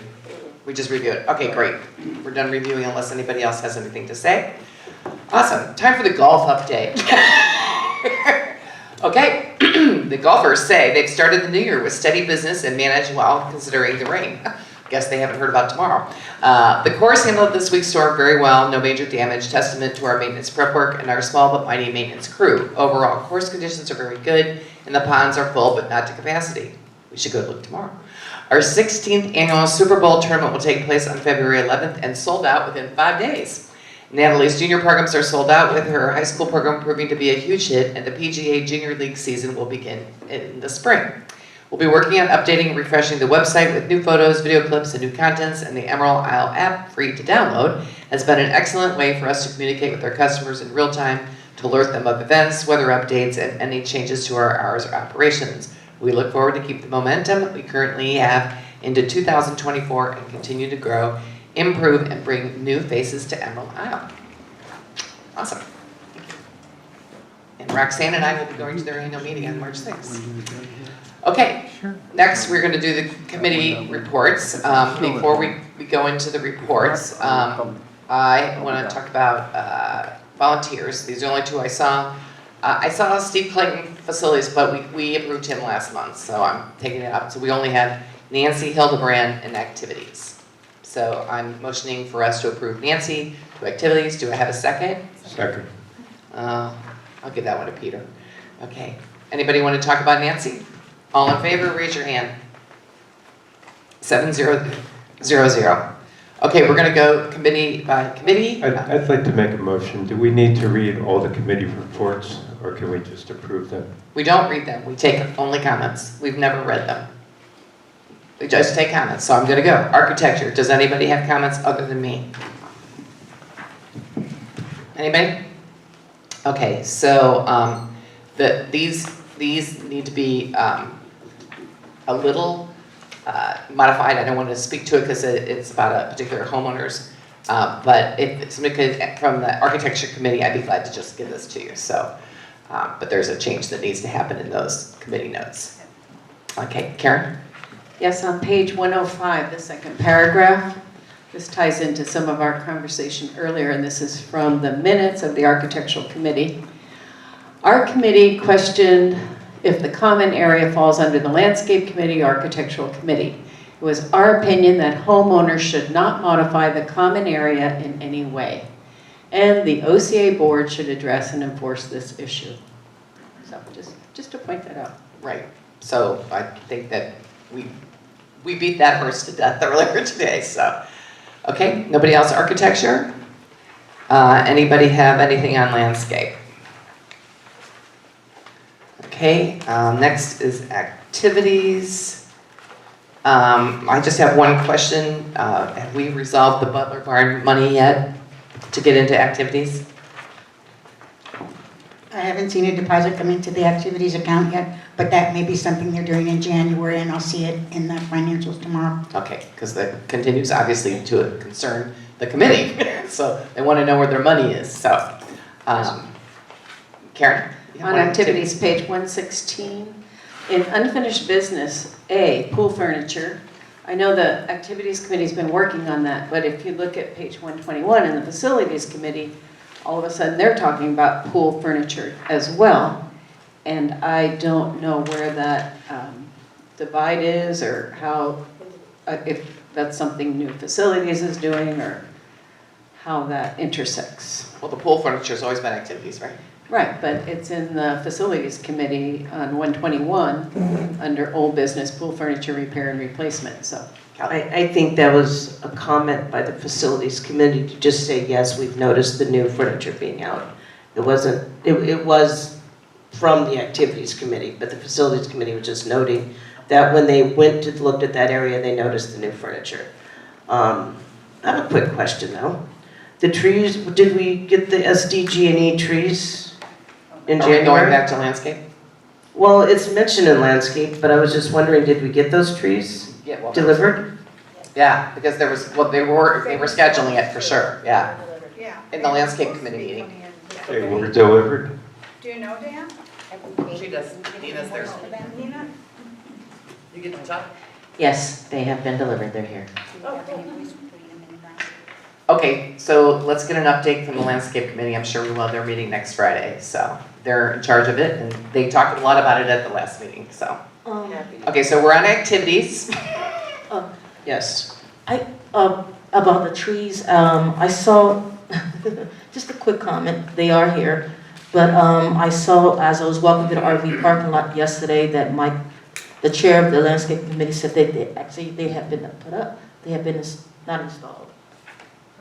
Planted, thank you. Put in the ground. Put the ground. Thank you. Yes, yeah, they talked all about it at the landscape committee, and they had a whole plan, and they all knew what they were gonna do, so sounds like it got done. Oh, all right. We don't know for sure. We're Yes, asking we you. do, we were there.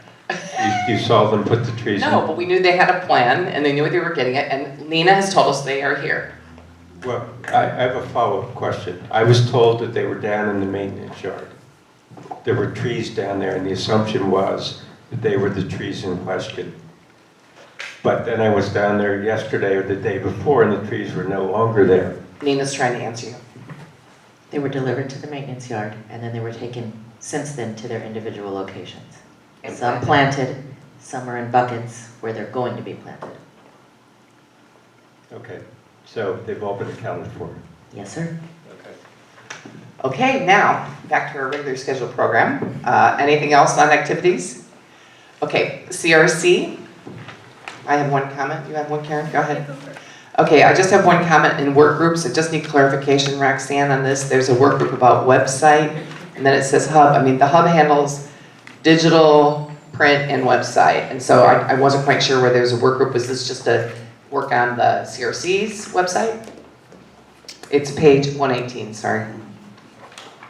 I believe what they're referring to here is the way it's, CRC is showing up on the website. There was some confusion to homeowners who go in there, and they were working with the website to make that a little clearer, and changing positions and how menus. They're working with Karen at the hub? I believe so. Okay, all right, awesome.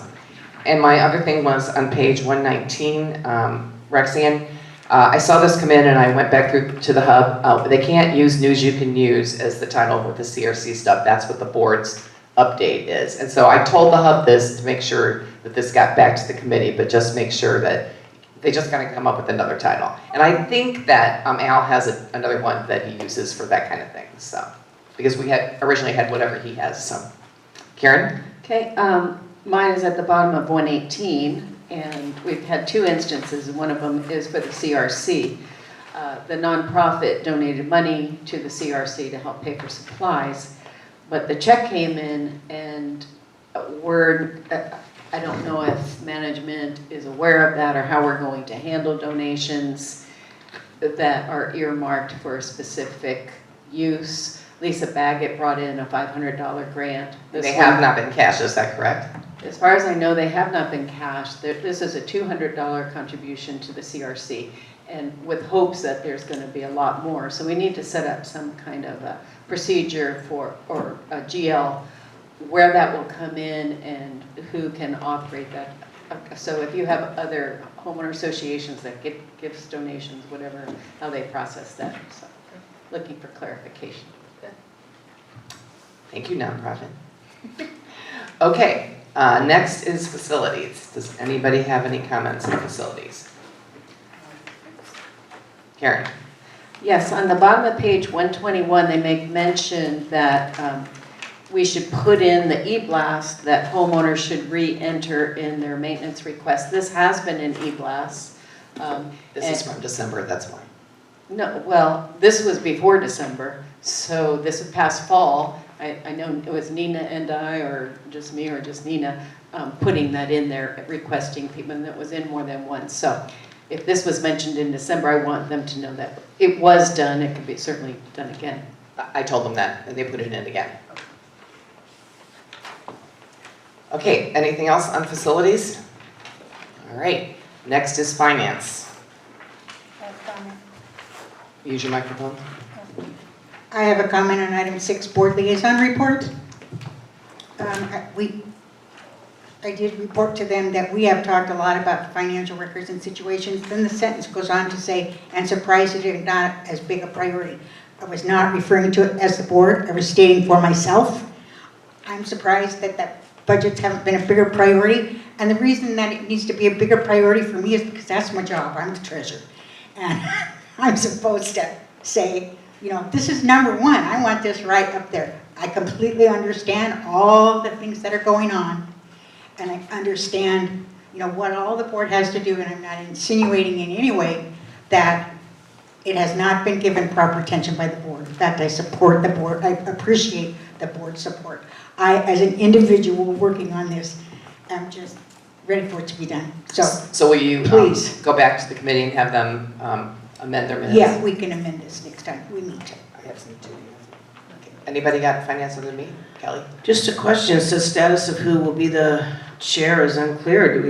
Have we had anybody step forward?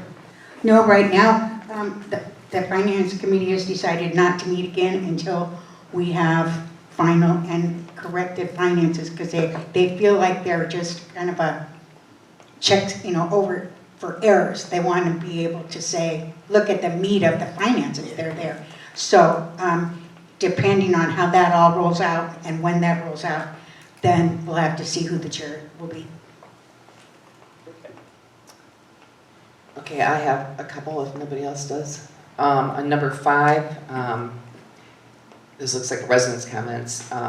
Ask if this committee will say how these deficits are taken care of or have recommendations. So the committee said we have not been asked this by the board. So I think we talk about deficits each and every month, and you know we stayed within. We didn't have one last year, so I was sort of confused by this comment. So if you could get them to clarify what actually was asked. But the comment was here is that we haven't asked finance committee about that, but I think. I can clarify it and then they'll get it in here also. Okay. When we, for example, suppose that all of the tree things had been approved today, that's over budget by $27,000. How is that decision as to where that's going to come from? And do we ask the finance committee for their input when we say, oh gosh, you know, we got to make a modification here? Do we use the finance committee that way or not? Well, we don't, because when somebody makes a motion for something that's out of budget, they have to say where they think the money should come from, and the board approves that. That's what we did all last year. Correct, so that was the answer to her question. Okay, all right, it was just confusing to me. One other one here. I keep seeing this, that we don't have a need to be providing the income statement, but Davis Sterling requires that we have an income statement and it is reviewed. So. Where are you talking? Under other reports, we review the income statement, but don't see a need to be provided with this. So, Oh, we're provided with one income statement that has absolutely everything combined. And then we have an income statement that has just, Right, it's a budget. yeah, operating budget and activities, and we will have one for reserves. Those are the three we need. The one that has absolutely everything combined, we don't need. correct. We And that's- eliminated that when we started getting separate ones. Is that what that means? Yes, and Oh, because we're still getting. I thought it was like, we don't need the income statement. No, we you don't, gotta look at the we income- don't need the Okay, one that has great. everything on it. So, I mean, if it's automatically goes there from however you pull the reports down, we'll just pass by it, but it's the individual ones that the finance committee looks at. Yeah, it made me scratch my head too, so, okay, great. Anybody else, finance committee? Anybody on the hub? Unit advisors didn't have they had their meeting, but not in time for the packet. Question about water remediation, are they not meeting anymore? Is what's going on there? Peter, last month we talked about this and you were gonna check it out. No update. So they're not meeting anymore?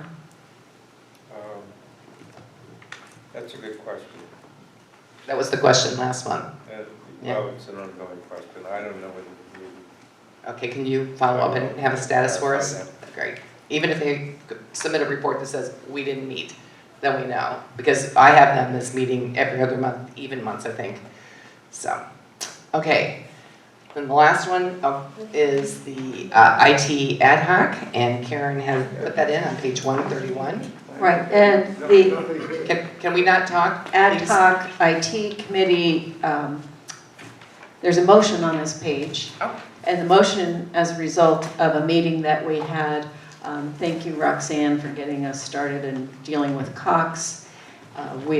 Dan and Mike Archer, who's a volunteer, and Sandy, and I met with 2 representatives from Cox, talked about the situation that we have here, maybe a fiber coming in and how that would affect us, and what we would need in terms of cable and or internet.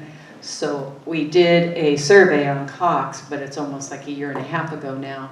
So Mike's comment was to suggest maybe updating it to more of a digital survey, collecting more recent information, using many of the same questions, but then asking about the internet services people are getting. Cox provided some basic information that a lot of our people are paying extra for internet and at what levels they are. So my motion is, the IT committee will update the 2022 Cox cable survey to conduct a digital survey to collect information on cable and internet usage. Do I have a second? Second. Anybody want to discuss that? All in favor, raise your hand. 700. Any other comments on this report? So one thing, Karen, maybe you should add to this report is that Cox is supposed to get back to us with what our renewal current contract price would be, and also if we had half internet, half cable, what that would look like and what the pricing would be. That was a very interesting part of that conversation. So that might be a solution as well. And our contract with them is up in 2025? Yeah, 25. It was a good meeting with them. Okay, so I make a vote. They also suggested that it might be possible to renegotiate that contract. That's right, they said we could renegotiate it now if we wanted to. But we have to get the information, so Yes. we probably need to get a follow-up meeting scheduled on that. Can I ask something? On the committee reports? No. Okay, I promise we'll get to that part. Okay, so I make a motion that we approve the committee reports with the amendments that we made. They need a second. I'll second. Roxanne seconded. All in favor, raise your hand. Okay, 700. Okay, I was going to go to questions from attendees, but you want to be an attendee? Well, I meant to do, I put this on the bottom of my packet, so it just popped up now, but it pertains to the Unit 12 situation with homes, and Pat brought up a good recommendation to expedite the approval for homes in Unit 12 for repairs identified during the painting walkthroughs conducted by management. So just everybody knows, I take the comments, the homeowners' comments, and I go through them and create actions from them if they can. If it's just somebody wanting to yell at us, then I just put it down. But there were lots of good ones, and most of them got addressed in today's meeting. But I have that one there definitely to pursue. Okay, so you're saying maybe put this in the February? Well, no, I think that we should say to the, it would be architecture, right? Yeah. Right, because it's the house, That's right? right, It would that's be right. architecture to say, we need you to expedite these, you know. And they have an expedition process, so that's the right word, expedition.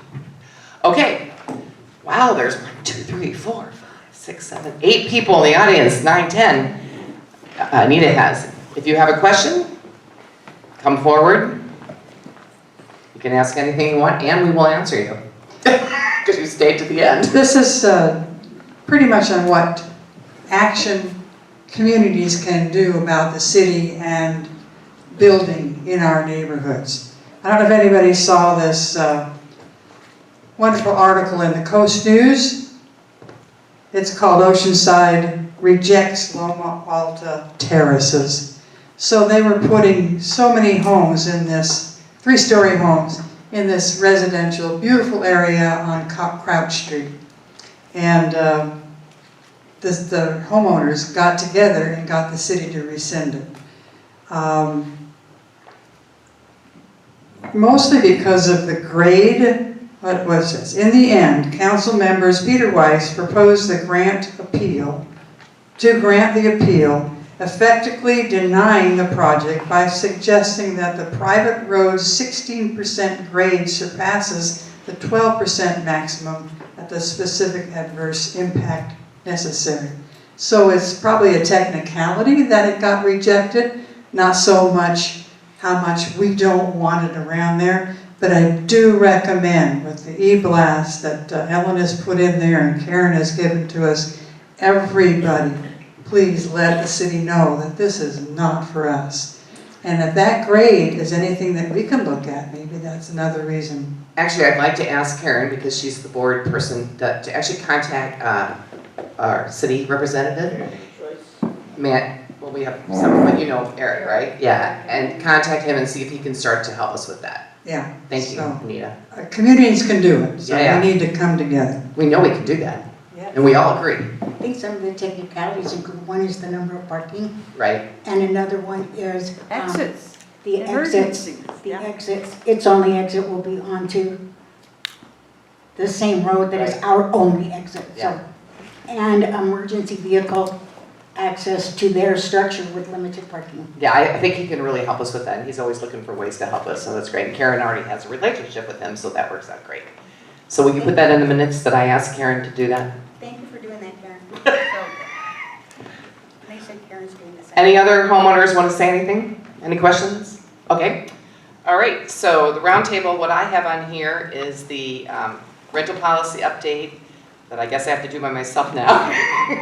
To give you an update on the statistics based on the return forms, which we hope to have. We have everything basically in place. We just need to know how many rentals we have. So we gave them till February 5th, and everybody will get a notification if they haven't turned it in, and then there'll be a follow-up, and we will get 932 of them. So I'll have an update for you next month. Peter, we would like to have an update on how the execution with the committees went for the committee basics in February. Karen, latest from the city, it'd be great if you could get together with our guy and give us an update. Anybody else at the roundtable? Kelly? Roxanne? Evelyn? No. Karen? Peter? No. Lynn? Management? Nobody wants to put anything on it. Okay, with all of that, I call this meeting done at 1:09. Oh yeah, we have to have that. Lynn moved. Who seconded? Karen seconded. Okay, we did it.